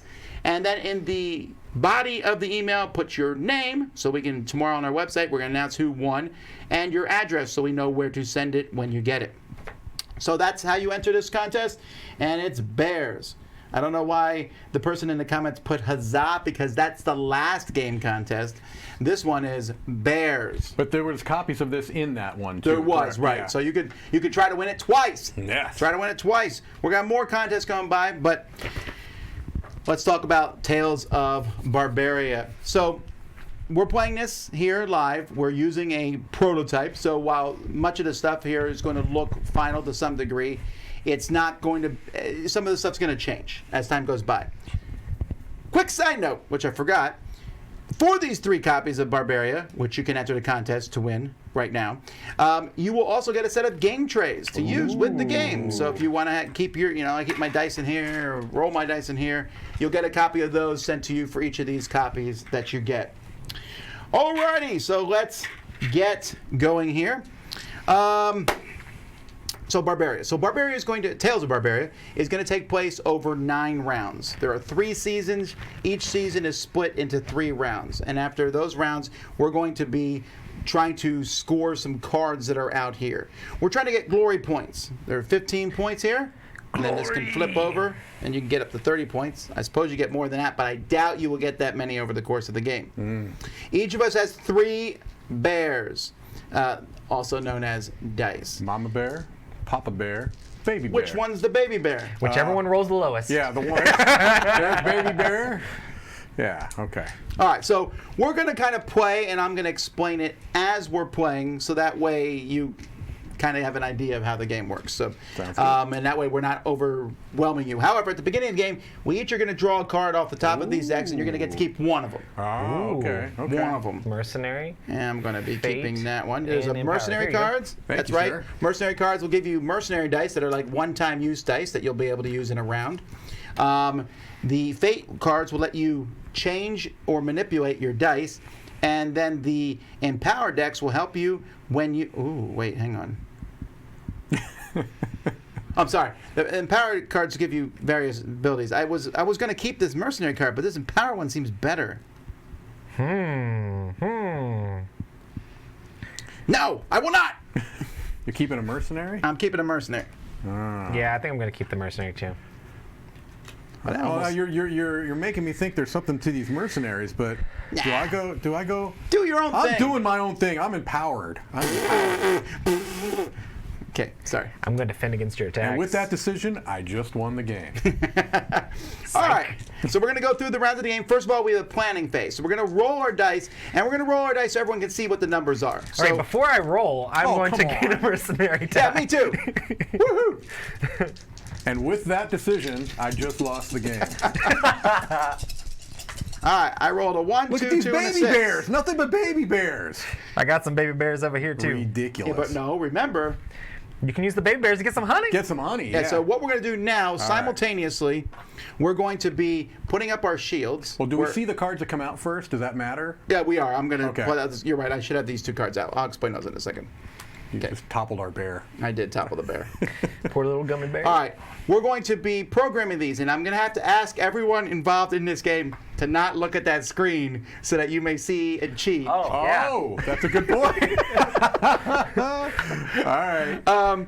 We're going to be programming these dice, and there's different things that you can put these dice on. So I could put a die here to attack the player to my left, Roy, which I would not do. Why would you ever do that? I could put it here to attack the player to my right, which is Mike, which I would not do. I can put a die here to go adventuring, where I'm going to try to control these cards in the middle of the table. I can put my dice on these defensive spots to defend against the attacks from these guys, which is definitely going to happen. And it doesn't matter which side you put it on for this. It's just yeah, it's just a defensive die when people attack you. Yeah, You might be worried that it's going to happen. And I can put dice down at these 3 bottom spots to get resources. To get honey, a resource here, I need to put a 1, 2, or 3 die here. To get fate tokens, 1 through 5 die here will give me 1 fate token. A 6 will give me 2. And to get ore, 4, 5, or 6 die will get me 1 ore here.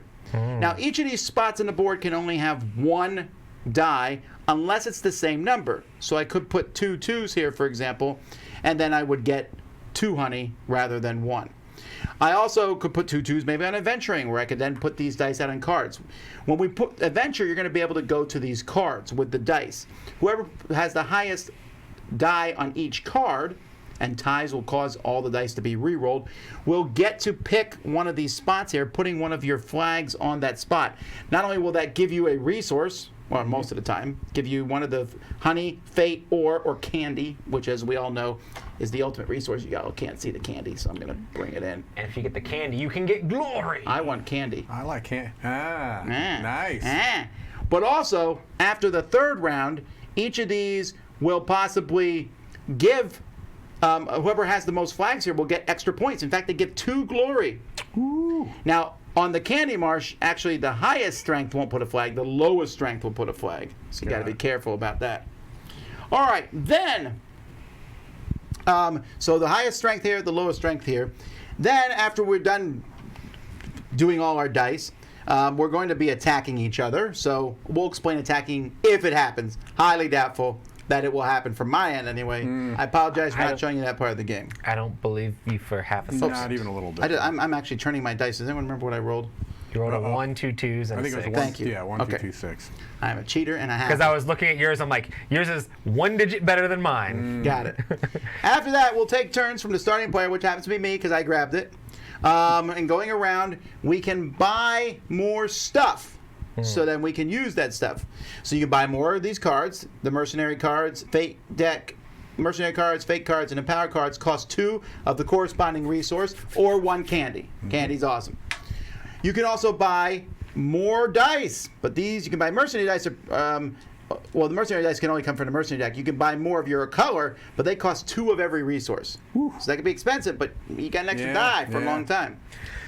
You can buy specialist tokens. These cost 1 of each resource, but once you have a specialist token, you put it here and you're going to get 1 of that type of good every round for each of these specialist tokens you have. Do you know if you have to put a die there to get it, or will it automatically?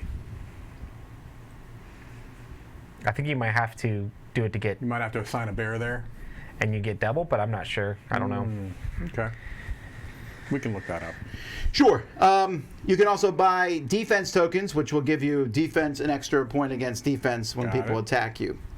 You can pay 7 resources or 2 candy here to get a glory, which is a point. So again, the whole point of this game is to get points. And you're going to get points by controlling the adventure cards, by attacking people next to you, which again, probably won't happen, or by paying cards here to get glory, resources to get glory. Of course, to get a lot of resources, you need to be able to produce a lot of resources. So we'll go from there. All right. I think we're ready. So again, like I said, we're going to explain attacking if it even happens, which is highly doubtful. I really do not feel confident in your... If I did attack someone, it would be Roy. Well, get ready to catch these paws. Catch these paws? Yeah. I can't bear your jokes. Oh. The specialist auto-generates 1, says Julie, who's in chat. Ooh, nice. Okay. What's the specialist? You could have 2. Oh, cool. So yeah, you don't even have to go there. These here, yeah, you just automatically get stuff. You could have 2 honey specials and 1 die and get 3 honey. Yeah. Man, I need to get some of these specials. That's a lot of honey. I just realized Roy could see my stuff because my shield is... I'm not looking. You are a cheater. I've already set my stuff. I'm not looking at yours either. It's fine. I don't care. Are you done yet, man? I'm done. All right. Revel. Boom. Gather resources. All right, so first we do adventure. Did anyone go to the adventures? I did. I did 2. So you could actually put 1 on each. I could. You probably should. I probably should, shouldn't I? Yes. The lowest... so I just put flags there, is that right? Yeah, so let me just double check, make sure we're doing adventuring right. So each person put a die there is off on a barbarian adventure. Starting with the first player, put all your on the event card of your choice. If you have more than 1 die, you can split them. Once you place them, we compare all the ones. Highest or lowest, we'll get a flag in each spot. Man, so you get both cards. Why not? I get both cards, yes. That seems so good. put 1 on the... I'm putting your dice in the cards just so we don't forget this That's nonsense. Cool. I should have gone put there. 1 on one of the candies on the right-hand card. And let's put 1 on the honey on that leftmost card, please. And this is where he won the game. That's the end of the season when this triggers. Correct. Okay. That was a very good turn there, Mike. It's a very good turn. Because he got resources and especially got now things. since I did attack Mike. Yes. All right, so what happens when we attack? So the brawl phase. So we start me first, and I'm like, my 1 die stacking. Now, if Mike had attacked me with 1 of his dice, they would hit each other and delete each other's strength. I sent him 1. He didn't send a die, so my 1 is fine. Then his 5 defense comes out and just pops my guy. I would need to be higher than his 5 defense. I'm not. If I had been higher, I would have got a glory point. Now, I just want to point out, I only did this for demonstration purposes. Sure. Not because I thought Mike would be an easy target. I want to disappoint that you thought so little of me that I would lie like that. Tom, I've played a game or 2 with you before. Did? I actually just put it... I mean, I thought 1 of you would attack me. I actually thought both of you would attack me. Nah. Joey says you can't split the dice. Oh, you cannot. So which one do you want, the candy or the honey? I'll take 2... I'll turn this honey in and I'll take another candy. No. I don't. No, you just get 1. Oh, you don't even with 2 dice? That's correct. You're adding the values together, I think. It's 2. But the benefit is if you were fighting somebody else and there was a tie, you would be able to re-roll both dice. Got it. Okay. All right. Yeah, it's good. And a 2-player game, you can split the dice. All right. Okay. All right, so anyway, my attack fails and I would lose a victory point, but I got nothing to lose. All right. And I mean that literally. I got nothing to lose. Do we gather our I resources? feel like I should take my hat off. My head keeps popping on the top of the screen here. We can also. Do you want me to pop up the camera a little bit? No, it's not the camera. No, I think then you guys will be. I could change it, but it depends on how much you. All right, so then bear down, Tom. Let's do resources. So starting with me, I put 2 dice here on the honey, so I get 2 honeys. They're both 2s, and I put a 6 here on the fate. It was a 6, I promise. And I get 2 fate. All right, Roy, you get 1. I get 1 honey, 2 fate, and 1 ore or whatever. Ooh, lots of resources. Or whatever. See, yes. I don't think I won now because I got 1 resource. You guys have all kinds of resources. But you have candy. I do have candy. Candy seems good. Candy's nice. Because I can buy something even when we get to that point, couldn't I? All right. Well, the mercenaries run away. Okay. Oh, but we also, starting with me, we can buy stuff. Yep. I could buy another mercenary, but I don't know if that's worth it. To get more resources. The specialist tokens cost 1 of each. I only have 2 of each. Reinforcement, jabber. I'm not gonna buy anything. Roy, you know you want a specialist token. You want a fate card really bad. Why would he want a fate card? I don't know. He's got 2 of those fate. I assume he did that for a reason. No, I'm not taking the 2 fate. No, I'm gonna wait. Can you hand me my baby bears back? Nope. Oh. Baby bears. I'm gonna buy a mercenary card. With your candy? With my candy. You wasted candy. Yeah. That's half a glory point. Wow. And okay. Alrighty. Is this yours? That is not mine. Is that not yours? Oh, this was my old one, the one that I didn't actually get. That's right. No one. I guess I should turn these over and just put 2s of each one. Oh yeah, I guess I should have taken a 2 of the fate too. Right. I'll just buy a mercenary right now. Get your mercenary. Got it. Yeah. All right, we're in round 2. Mike is currently winning this card, which will give him 2 glory. Will that continue? But before we always get to see what each other rolls. There is a lot of bear puns in chat. 3, 4, 5, 6. Would you say there's an unbearable amount? No, I got a 6, 2, 6. I'd say it's getting pretty grisly in there. Man, you got double 6s? Mad not a lad. fan. Not a fan. Although if you roll a 3, 4, 5, 6, whatever. Small straight. All right. Okay. Are we ready? I think we're ready. Let's do this. Okay. Okay. So we're gonna do this and this. I'm ready. And I'm covering the top of mine because I don't trust you cheaters. Yeah. It's true. Unforgettable. Yeah, I think that's what we're gonna do. You are unforgettable. All right. Growling in the trees. Bang. Look at this. Look at this. This old man thinks he's going to come after us. Oh, he's coming after you. I don't see any defense over there. If I'm not mistaken. Adventuring. So actually, Roy, you are the first player. Sorry. So you send your adventure die out first. Are we gonna have to re-roll? If it's a tie, we will. But this is lowest, right? That is correct. Okay. I will go to the leftmost card. And then I will obviously go here, which causes I roll up. So it's lowest is best? Yep. On this one. 3. Baby bear! Them baby bears. Baby bear. I will take. It was lukewarm. Candy. What are you taking? I'll take a. You must take that honey. That's what you wanted. Yes. Give me a flag. Blink. And then he gets 2 glory. Not yet. That's at the end of round 3. No, his attack. Right? That attack to come from that camp. That's right. All right. All right. Resources. This is the part of the game where you're not involved. Oh no, you are involved. You get 1 honey. I get a honey. Yes. I hope it was worth it. Oh, it was worth it. You also get a honey. Actually, you should get yours first in turn order. Okay. And then Roy gets... I'll just make this a 2. An or what? Just flip that over. Oops, sorry. Well, and there I then have 2 of everything. I get 2. Oh, I know what Roy's doing. I get 2 or. Yeah, why would I not? Yep. I'm planning for the future. It makes sense. All right, Roy, what are you buying? Reinforcement die.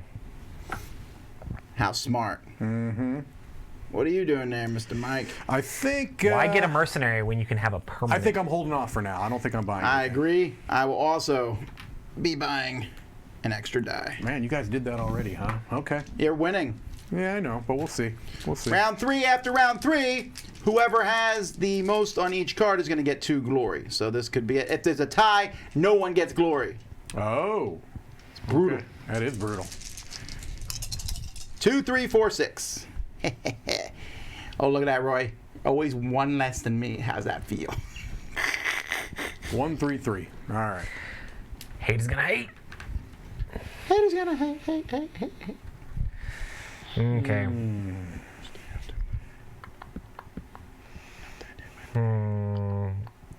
What are we doing here? Oh, and I'm first player, correct?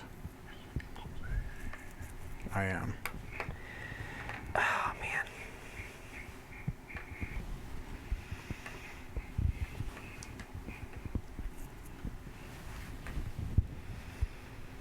I don't want them to cheat. I should have looked at Mike's die before we started this, but that's fine. I can tell you, it was 1, 3, 3. No, I did not say you get 1, honey. I said you get 1 honey. The comma makes all the difference. It is. Okay. Oh, man. We're down south. Does everyone call everyone honey here? I've never done that. No. I've always thought that was really weird. I can't look up there. Well, I'm covering myself. Oh, okay. Like when I'm at the restaurant, I always felt like I'd say miss or ma'am. Yeah. The whole, I don't know, just felt weird. Okay, are we good? Yeah. We're good? Yes. All right, adventuring first. I knew I was going to get wrecked. All right. No, what are you talking about? Yeah, but you get to send out an adventure thing I know, by yourself. but you're both attacking me. Well, you know what? I'm not attacking anybody. Cry me Oh, you put a to defense. them. Okay. I'm going to go to the right-hand card. This one? Yep. Mike is winning. Yes, more than just All a little right, bit. Put a flag out. What do you get a honey? That's the only thing left. Man. All right. Then attacking. So I'm the only person attacking. So I send my 4 die at Roy, but he whoops it off. So I lose a point. And then I send this at Mike, and I gain a point. But it doesn't matter because that evens out. So I get nothing. So that happens at the same time? I don't know what the... left or right? Do you get to choose? Yeah, let me look at that. So why did you not get a point for... Because I defended. Yeah, but defensive you 5. hit me. Well, I know, but I lose a point. If you lose an attack, you lose a point. Got See, it. an attack is the easiest way to get a point, but it's also the easiest way to lose. Okay. Alrighty. Check to see combats resolved starting with first player. You can choose to resolve your left or right attacks in any order. Ho ho! I will So do you do his get a first. Sure. Then I'll do yours. Julie says it's smart to diversify, and you're doing something differently. But I'm taking my point as I stole all your honey. You don't steal my honey though, right? In theory. Oh, okay. I stole your honey. Okay. All right. Your glory. All right, resources. one of Mike each. is first in this round. Two fate. Thank you. I also get 2 fate. Roy gets 1, 1, 1. Specialist token coming. I see what Roy's doing. What are you buying? I'm buying nothing at this point. I'm buying a mercenary, I think. Oh, I don't know if I should save and get another candy and then get the glory. Candy brings glory. Everybody knows that. But the fate deck, I feel the fate deck calling to me. The call of the fate deck. I will buy a fate card. Was it worth it? It was not. Roy, are you buying a specialist token? Why would you not? I would think so. Well, I could save the resources. Yeah, but it I gives think- you 6 resources if you buy one right now. Yeah, the early. I know. Yeah. I'm going to get the ore one. Why are we helping him, actually? I don't know. We should not be giving this. I know what I'm doing. I already had plans. It's not like you guys are changing my mind. We are teaching you, Padawan. That's right. Okay. Scoring time, correct? He says knowingly. That's true. Enjoy your 4 more points. Ah! We're getting whooped. So those cards are complete now. Yeah. Yeah, we're going to put out 2 new ones. Take those back. Oh, so there's only 3 turns in a season, not 4. Yep. Yes. We just did the scoring part. Oh, okay. And now you're first player now, correct? Yes. Let me just double check, make sure we did that right. Phases, plan, brawl, gather, clean up.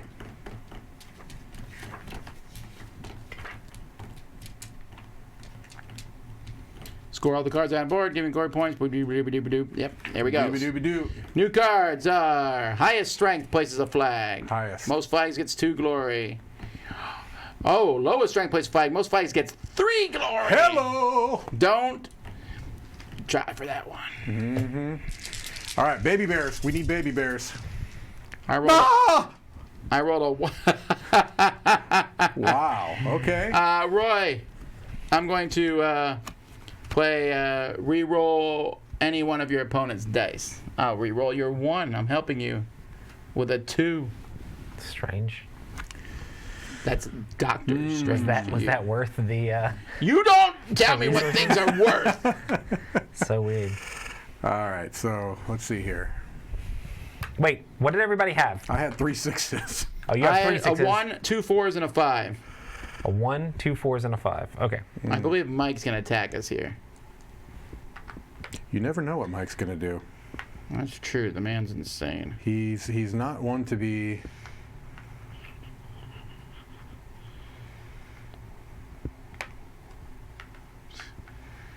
I don't like this. I don't like this. I gotta do that. Summertime. All right, ready? Yep. Bang! Oh, Mike didn't attack. I did not. Roy did. I should have attacked. Roy, are you attacking me? What have I done to you? You didn't have 6s. Yeah, you're right. He had a lot of 6s. All right. Adventuring. You're first. I am. Give me a start player. You already did. I already did. Roll off. I'll go to the left. Which one is the highest? The left one? Yes. I'll go there, please. And I will take a... I lost the last one. It's I'm my taking turn to actually do something decent. This is where you should have waited for the fate, right? if you don't roll right for me. Don't worry. It was the motivational speech. Oh. Oh! Yes! See, this is why... That was bad, but he was worse. Can you put this on the candy? I go... Wait. We doing... On the candy? No, you don't get a point at this point. Oh, no, I already took one. Combat? You don't get a point at this point, is what Mike was saying. Yeah. I'm going to take some... Combat? When is but hasn't... that happening? Should be happening Honey. after this. Right, after this. Combat. That's right. Roy's in a hurry for that combat. How'd Well, I that need to get feel? So you something. get a point after Mike has gotten 6. All right, resources. Me first. I get a fate and 2 ore. What do you get? I get 1 of each. Oh, you do? Mm-hmm. You enjoying that He's getting lots of auto specialists. profit? Yes. And I take 2 ore. All right, what am I buying?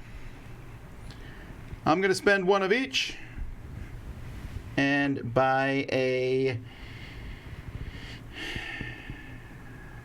Thinking about taking a defense, actually, with the way you guys are acting, but no. This just counts as 1, right? I'll take auto honey, because you can never have too much honey. I'm sorry, it's a beekeeper. Ah, okay. A bear beekeeper. Roy?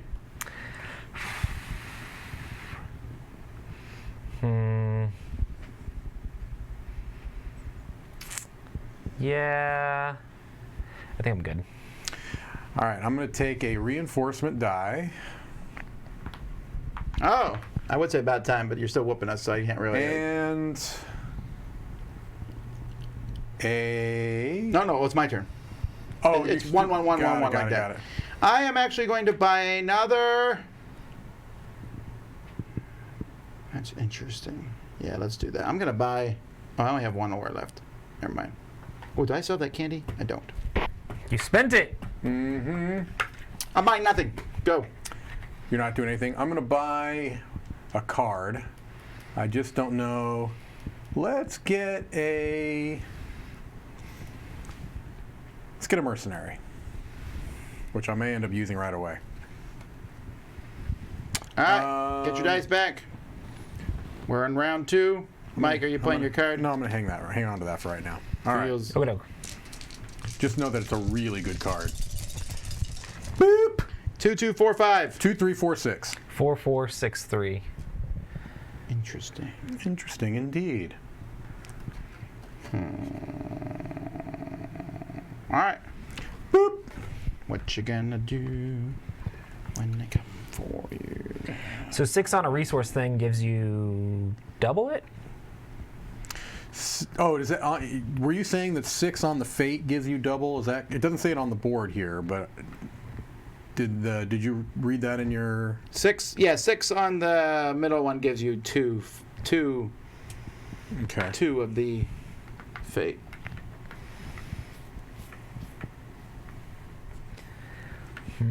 All right, if you're just tuning in and watching us playing Tales of Bar-BEAria, this is on Kickstarter right now, and you can go back and follow the link in the description of the video. There's also a contest going on. You'll have to rewind to find out how that contest works. Also, if you want to know who wins, you can fast forward if you're watching this later on and see that it's me. Spoilers. I can see the future. It's called I think Bare Necessity Future. I think it's hazy. It's hazy. Mike is doing extremely well in this game. I know. It's disgusting. No. I don't like it. All right. Rebel. All right, you're the first player. You're sending out your 2 4s. I guess you're going to that highest strength thing. Mm-hmm. Where are you going? I'm going to the lowest strength. That's so we're right. going to be battling. Again. I am undefeated on adventuring. This time, I hope Tom wins. You were warned before. Highest or lowest on this? Lowest. Lowest, right? 1! That's why I keep failing. Come on.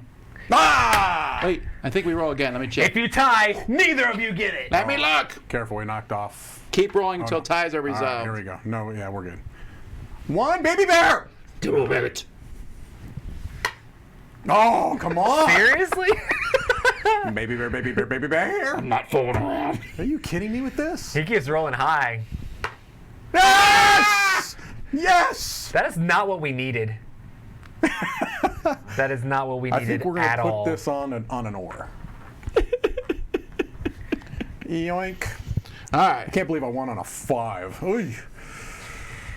I'm gonna go for honey here. All righty. Then Mike attacks Roy. Yep. And then I hit you both. Okay. All right. Then we get resources starting with you, Roy. I get 2 fate and then 1 of everything else. You're getting a lot of resources over there. Well, Yeah, flip you them. are. Flip them.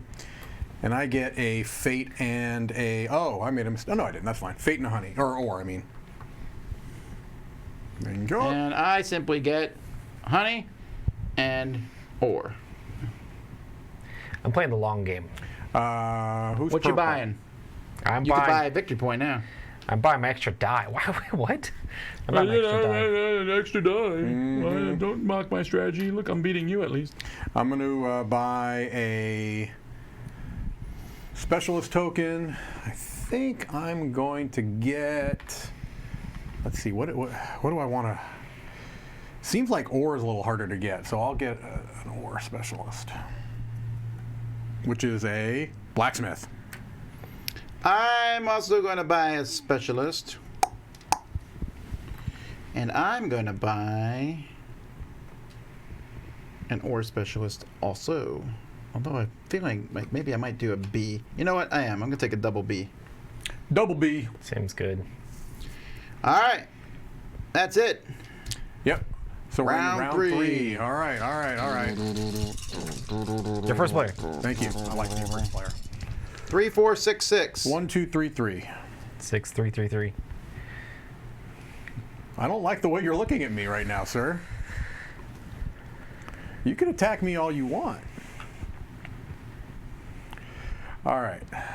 I'm more interested in other things. No, I'm more interested in other things because I can't get what I want. So This is true. If you have triples, can you stack all three of them in the You same can. place? I believe you can put multiples in the same thing. Your triples are 3s, though. I do realize that. Yeah, that'd be 9. Wah!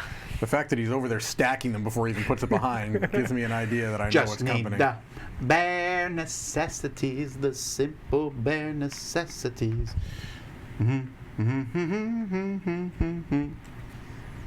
Just need. I don't know the lyrics very well. Necessities. I don't know the lyrics very well. Necessities.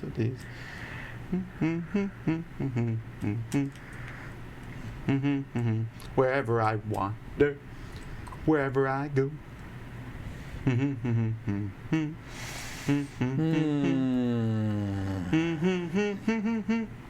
Are we gonna get flagged by YouTube copyright? Oh yeah, it could Not be. from my humming.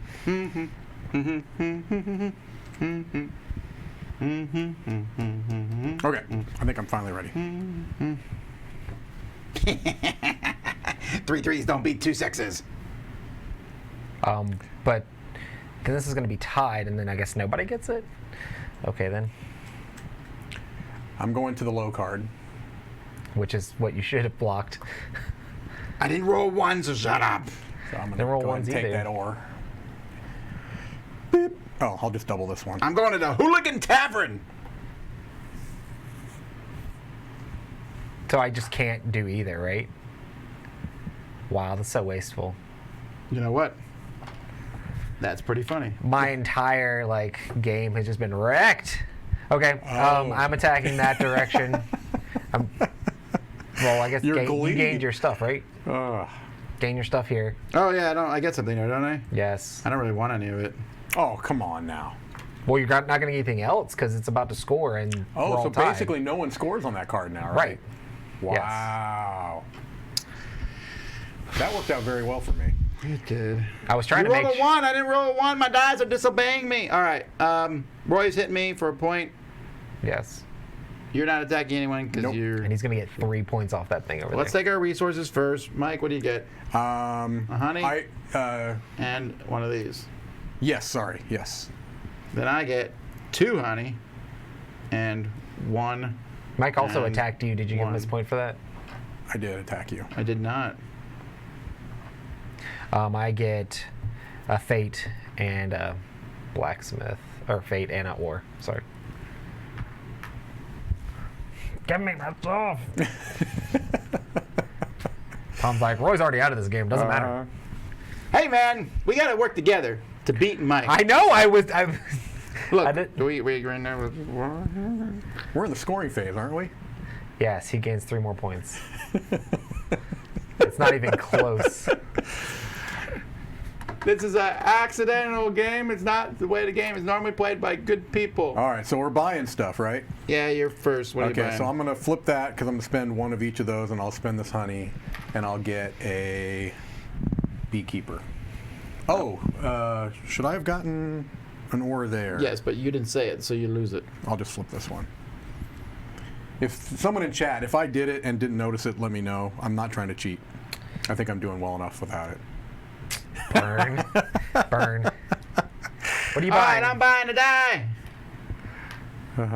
Which I'm telling you, this Barbaria game is bringing out the worst in me. I'm not proud of myself. I'm not proud of myself Mike at all. either. This is I'm not proud of you, Mike. outrageous behavior on my behalf. Are we all in agreement on this? Disgusting. Just straight rudeness. It is. I'm really embarrassed. All right. Also winning. Round.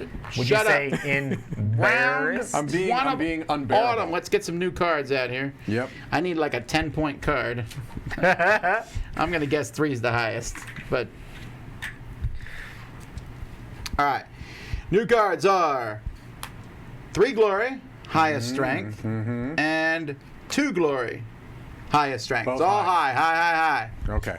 Come on, we have more dice. We should whoop him to the moon and back. 1, 2, 3, 5. 1, 1, 2, 3, 6. 5, 5, 6, 4, 2. All right. I don't like Mike. I don't. Did you have a 6, Mike? I do not. 1, 2, 3, 5. How many 6s do you have, Tom? How many 6s do you have? 1. Okay. That's fine. We work together. Exactly. Like bum bum ba dum ba dum ba dum ba dum.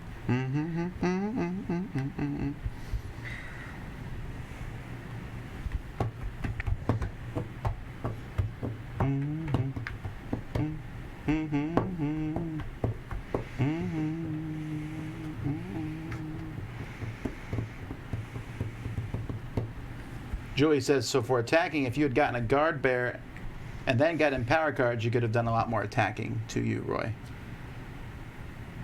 That's strategy tips after you place your dice. I didn't want to read that to you before you place your dice. All right, ready? Reveal. Whoa! What is going on? All right. Ooh, you put the weaker one on my side. Good. I guess I'm first. We can. Yeah. So we can split this. Just tell me which one you want, Roy, and I'll go there. The other one. What is this? Collusion. This is collusion. I'm not even trying to hide it. I want this one because I'm behind. That's fine. All right. Your turn. Are you seeing this? Gonna go here. We were gonna go to opposite ones anyway. Right. Ridiculous. Okay. Well, I'm gonna go to. We're gonna do honeypot. I will also take honey. All right. So now who's attacking? You both are attacking. Yes. Right. So However, we might need to explain how this attacking works. All right. So I'm first. I'm not doing any attacking. So Roy, you pick which attack you're going to do first. So the way this works is, so your die runs out. Bum, bum, bum, bum, bum, bum, bum, bum. I'm attacking. Then this die runs out. Bum, bum, bum, bum. Okay, my die is dead. Wait. This was a 2, right? It was a 3. It was a 3. What happens if somehow he was a 5, right? Yeah, so now he's down to a 2. But wait, what happens if this number got changed somehow? Let's say, for example, this number became higher. What would happen? How do I? In other words, I could make this number higher if I want to. Thanks. That wasn't obvious at all. All that would do is keep him from getting a point, correct? Well, you have defense anyway, so... I do have defense, but... So I'm not going to get a point anyway. Right, he's going to lose the attack. Okay. If you make that higher... Then I'll lose the attack faster. You're going to win. Okay, that's fine. Then you may want to do that going the other way. Okay, fine. Okay, good. So I'm not... So when attacking a player, and subtract the amount. If the rating power is a higher value, if they do not... They stand at gates being mocked by the guards at their posts and lose 1 glory. Roy, you actually lose a point for losing to Mike.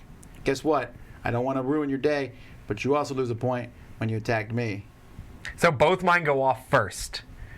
Yep. Oh, the defenses don't go down. Then, Mike, you attack me, and it's 5-5, so you lose, except I know you're going to play this card now, making you a +4.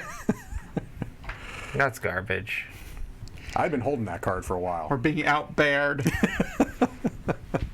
Oh, goodness. This isn't even close. This is disgusting. In real life, we whoop Mike all the time. You would think a game with candy and honey in it, you'd be sweeter to us. But no. Also, we have kids. We know about candy. They're shouting at me right now. I just want this on record. I'm being shouted at. Just rude. All right. Come in here with your... Mike is spending some quality time embarrassing his friends, beating them with his bare hands. Maybe they need to pause and reflect. Beautiful. So would you say that my strategy is the polar opposite to theirs, maybe? Just to clarify real quick, someone in the comments, this contest that we're running right now is worldwide. Not all contests will be, but this one is. Awesome. That's great. Bears worldwide. All over the world. Get in on this contest. You want to play this. Oh, Mike. Just not with Mike. Mike, it says you can't do that. Oh. It says 1 guard bear specialist. This is a guard bear. Oh, I misunderstood the card. Take it back. Okay. Lose a point. No, lose 2. Because he loses the point that he would have gotten, and then he loses 1 for failing the attack. Okay. But then he loses 3 more. wait. So he had attacked me too, but right. Because he doesn't lose a point and I did, that seems strange. Yeah, his failed attack doesn't make him lose a point. Oh, yeah, good point. I didn't think about that. Because I attacked him with a 5, and which made me not be able to get through his defense. When you're ready to play, see if they're also saying if 2 players hit the raid, they forgot drop. Remove that smaller force. That is a good question. But he's not going to lose any points off of that? Yeah, because you sent attacking force. That is a good question. We will defer that to Miss Julie. So Mike's attack here did technically fail. It just that he got obliterated by Roy's larger force. Does that cause him to lose a point, or did he get lucky and he uses guys as defense against yours? In which case, I'm sorry. I just lose a point. So basically, we'll check. I'm already bad. I'm just trying to drag Mike down with me. I agree. I don't care who wins as long as it's not Mike. I just may end up losing another point. Got it. Yeah, but I don't know. But we'll see what Julie says if I have to lose another point. She said no, he's not, but I actually don't know what that means. What was the question? I didn't even gain my other stuff. I just took all my stuff off of here. A honey and an ore. Wait, Roy gets his first. Okay. Take your resources. So you, I gain. So you can flip your honey. You lost in the battlefield, not the village, so Mike does not lose a point. Okay. That was glorious. Fantastic. Glorious. I felt good about it. Take your resources. I get a honey and an ore. No one cares. I'm feeling targeted here. I don't understand quite why, but. Do you want me to explain it with pictures? I do know I'm getting a guard bear this turn. Yeah, that's true. All right, what are you buying, Roy? What are you selling? Honey.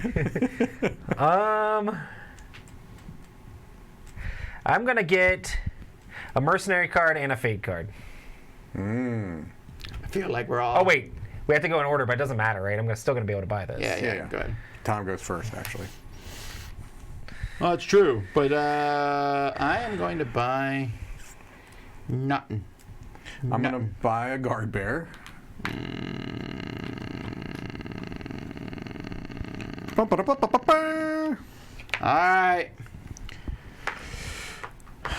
Round 8. Okay, let's do it. I think Roy's I got first this. Honestly, I feel like I can come back. I think this We're going to add our points together to take you down. 1-1-3-6. 2-3-3-6-6. What do you get, Roy? I don't care about anything else. Oh, sorry. I need to roll a mercenary as well. I really wish there was a lower strength card out there. Okay. I'm going to do this that allows me to re-roll any of my dice once. All right. So I'm going to re-roll these. More 5s. Alrighty. Okay. Who's first player? Roy is. Okay. Yeah.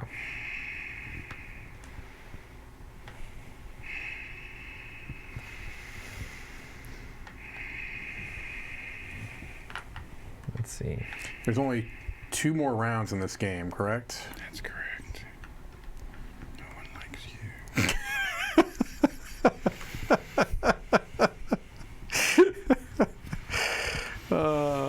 Sorry, I'm trying to be quiet about my hate. Hate is gonna. Mikey go into hibernation and win? Maybe not. I don't think so. Okay. No, I don't think I've got this locked up. Actually, losing that couple of points there hurt. The one thing I'm trying to figure out. Tom, I Does this guard I need you to do your job, Tom. Does Tom, this- you need to do your job. Does the guard bear need to be... Keep him from getting more points. Oh, wait. I'm not. My job is not to be a spoiler on Mike. I mean, yeah, it is. But Yes, it besides is. that, You should I spoil don't wanna Mike point at the- so I'm we just- have any kind of chance. I'm just curious because it says 1 guard bear specialist gains +4 strength to attack or defense. So how would it attack? because the guard bears give you, it can then attack. It can then attack back Yeah. as a defensive bear, I guess. You could do what you just did now that you have a guard bear. Right. I'm just saying. Okay. I'm not sure I quite understand it, but I'm going to just go with my gut. Are we ready to roll? Roll. Okay. Go ahead, Roy. Why did you put somebody out? You didn't have to. What do you mean? Unless you're planning to fight this one, in which case I'm going to put this die here. You go first. I'm just making sure I have this. All right. Fine. As long as you don't get anything, we're happy. That's all right. It's all good. Yeah, I was just trying to double down. I'm taking whatever that garbage is. Yeah, that. What are you taking? I guess I'm going to go with... Take the bold choice. Get nothing. Honey. I was thinking about it. I don't know. All right, Roy, you have any attacks? No. Holy smokes, you did not want to be attacked. Okay, so Mike, which attack are you doing first? Does it matter? You should do, it doesn't, because you're attacking Roy with 2 to his 10. Right. So that's -1. Okay. Yep. And you're hitting my 3 to my 6, but I feel like this is where a bear is coming out. Yes. All right, so then you win, so you do get the point. Okay. All right. Then I'm hitting Roy for 2, so I lose a point. Yep. And then I hit Mike for 6, so I lose another point. We're going this way more than we're going that way. I just go with my gut worked out. All right. What on earth? How is this happening? I'll get a honey and a. But I did win this. That's all that matters. It's not done. Oh, yeah, but. Oh, I need to get my resources. Yeah, are we buying I stuff? get 2 honey and a. Oh. I'll buy an empower card. I am buying a point.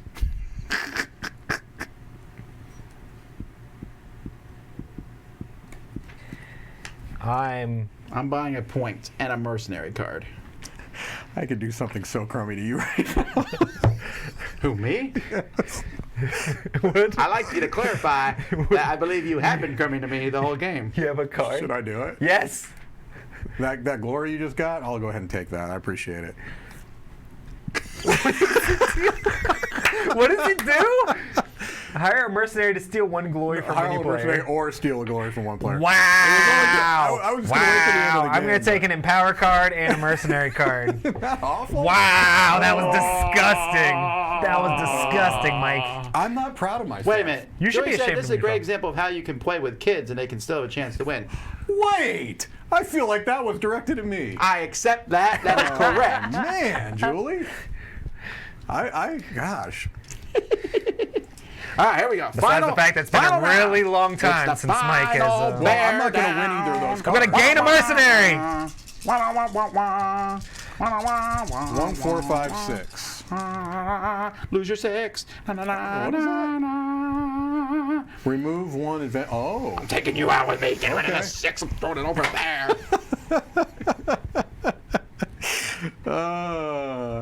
All right. What does the guard bear do exactly? You can. Yeah, it's 1 to your defense and all that jazz. Oh, I want to play this. I don't know what time I can even play this. It just says gain 1 guard bear specialist.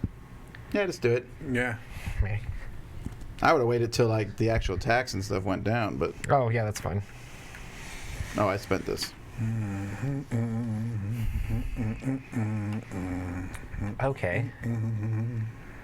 Huh. Strange. Doctor Strange. Ugh.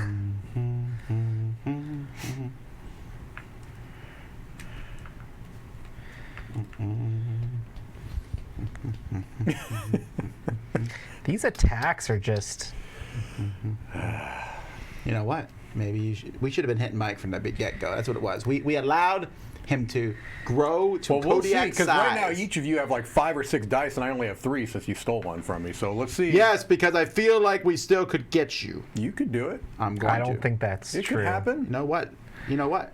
I have hope. Okay. There's no way to do anything good. Look at his bears. If you look at his bears, they're like the Robin Hood outlaw Ewok bears. I guess I'm at 0 points, so it literally doesn't His matter if bears I are lose like- points anyway. Don't they look like they're the bears from Hades? Those are the almost? nightmare bears. I yeah. agree. What do my bears look Nightmare like? bears. The night bears. Yours look like the. Oops. Another game that will not be mentioned. What did you just do? Gave you the first Mine battle are the token. cute bears. Ooh, They I got are a cute. red panda. That's cool. Are you ready? Yes.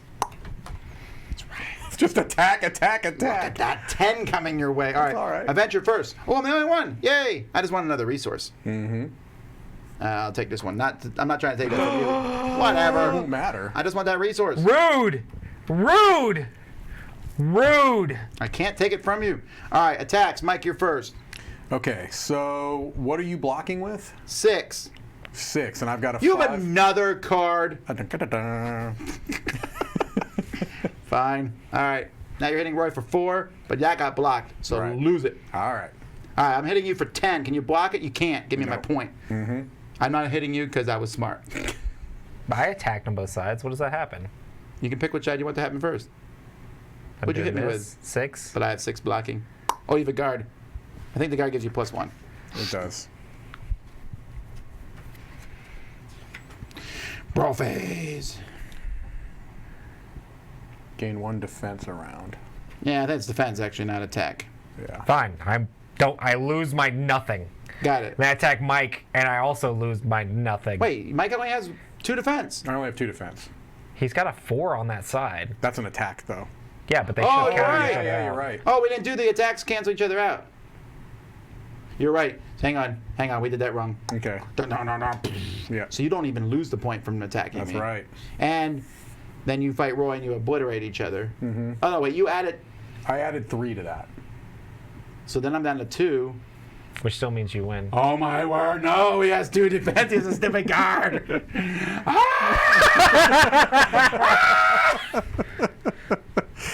Yeah, but I stay on 0 because I lost to you and I lost to him. I feel like this game went pretty well. But you're going to get points on those cards. Ooh, 3 points. Wow. All right, so 2 points for me. I'm going to tie up with 3 points Tom. for Roy. Nothing for you. Oh, we can buy man. stuff. Actually, we should get our resources. Sorry. We Yes. should get our resources because you can buy points here. Oh, okay. So I don't have honey enough and to an buy ore, I any won't have points. enough. I can just flip those. I All have right, let me 4. just check to see if there's any end game stuff.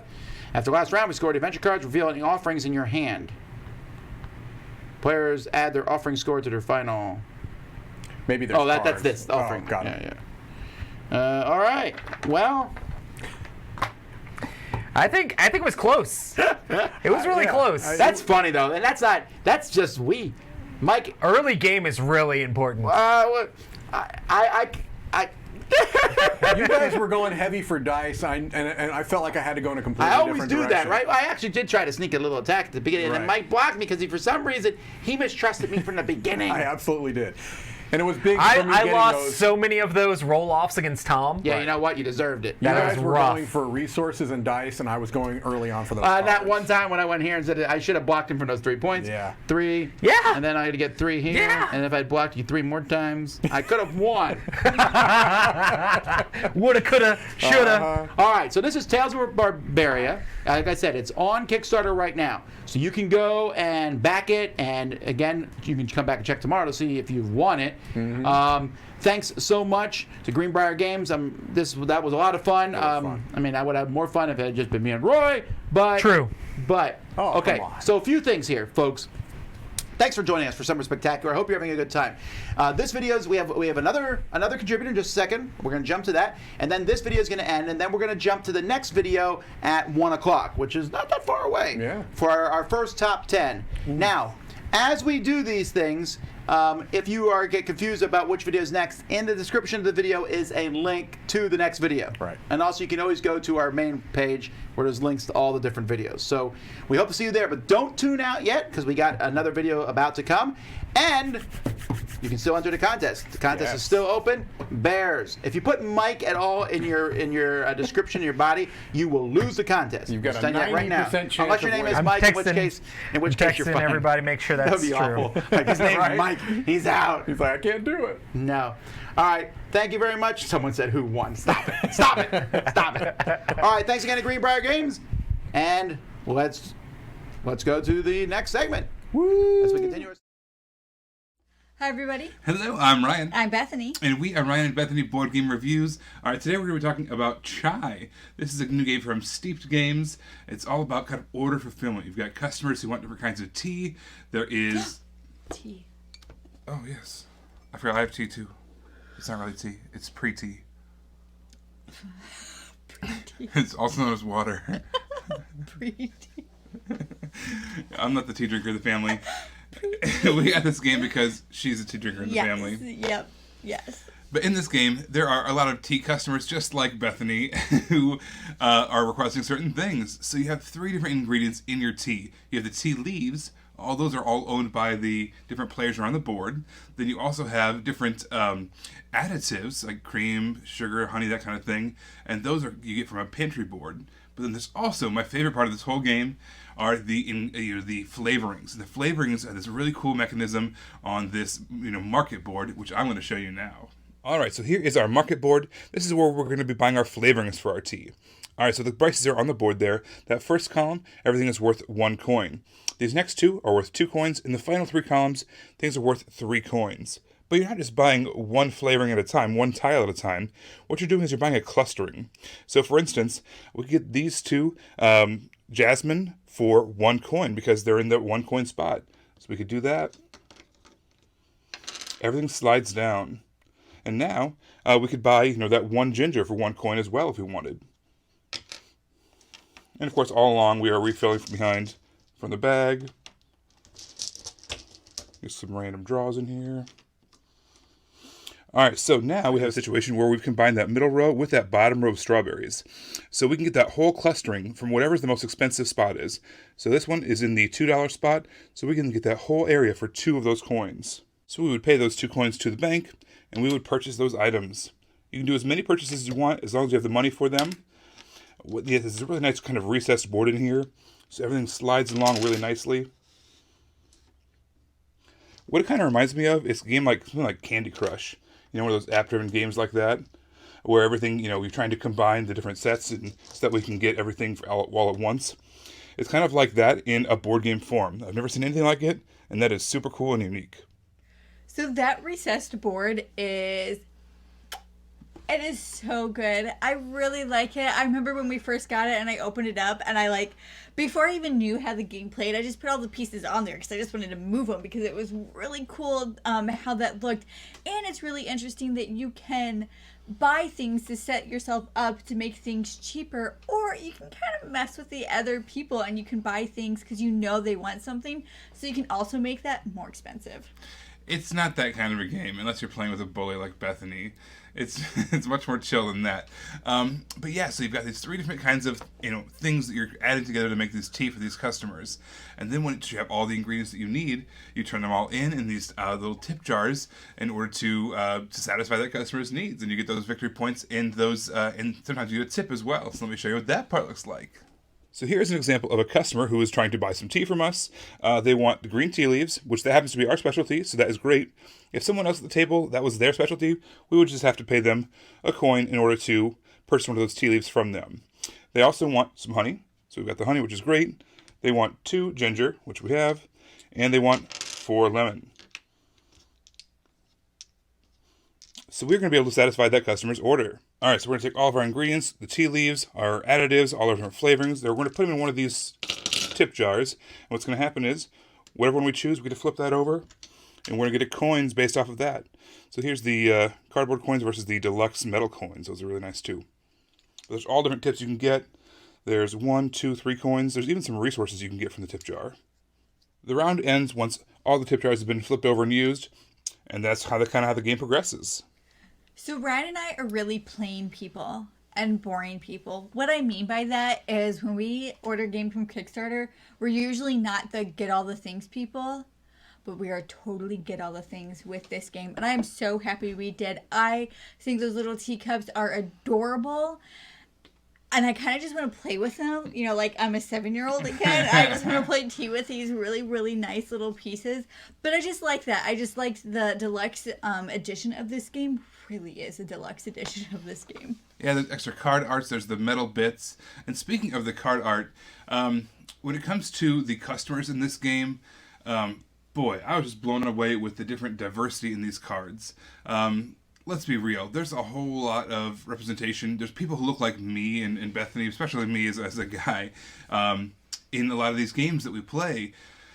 And that's cool, right? But that's not the case for everyone. Yeah. And it should be. Yeah. It's awesome to be able to see yourself in a game, and that everyone should be able to feel that feeling. Yeah, and this game really does it in spades. I feel like the card art and the diversity in the cards and the customers. It was one of the things that drew us to the game when we were opening it up, and I just saw all of that, and I was like, yes, this is what should be in games. It was so cool. And then, like we said, the different card art, the different races, the different abilities, and it was just really it was really neat to see that. And it was such a simple thing. It didn't even affect the gameplay. It was just, you could do that. You can do that. You can do that. Yeah, take note, publishers, because this is a game that says everyone's welcome. Everyone should play this game. It doesn't matter what you look like, who you are, any of that stuff. You're included in this game, and it's just such a simple thing, like you said. Yeah, it was. It's not going to hurt your game by only representing white males or whatever, or bikini-clad chainmail, females or whatever. This doesn't do anything anymore. Yeah. So let me just take a second and show you some of the card art and just kind of brag on the card art for a second. So we just wanted to do a quick shout out to the artwork in this game. It is just so beautiful, and on top of that, it's just really pretty. It's really relaxed. And like we talked about earlier, it's just so diverse too. There's just so many different backgrounds and ethnicities in this game. It's awesome to see that in a game. You don't see that all the time, and this game just did it so well. We wanted to kind of point that out. And this is just a small sampling of all the different cards in this game. So this game has a really nice weight level to it. It's pretty easy to play. It's pretty easy to teach, but because of that, I think it appeals to a lot of people. We've taught this to a wide range of gamers and non-gamers alike, just to see like what would be out there, and everybody enjoyed it. Oh yeah, this tea is so good. It's your pre-tea. Pre-tea. Your pre-tea. my leafless tea. See? It's just water. Yeah, tea. It's just water. Yeah. No, I don't get the tea. I just don't get the tea thing. This game is just so relaxing and chill. I mean, playing it is just a relaxing experience. There's no active combat. There's no any of that stuff. You're just collecting all these ingredients. You're satisfying the customers' orders and making some victory points. It's just everything's beautiful on the table. I mean, the box art is just pops off the shelf because it's just so different. It's so warm. Yeah, so I don't know. I think this game is a great way to end the night, especially if you just everybody leaves on a high note. Or you can start the night and get everybody a cup of tea. There you go. I've done it. Yeah, in my pre-tea. Yeah, your pre-tea. I'm gonna coin that. Coin pre-tea. Yeah, and just sell it, but it's actually just water. Bottled water. So anyway, if you would like to see more of whatever this is, you can always find us on YouTube or Facebook under Ryan and Bethany Board Game Reviews. Well, everybody, I hope you're having a fantastic summer spectacular, and we will see you later on. Bye, everybody. Bye.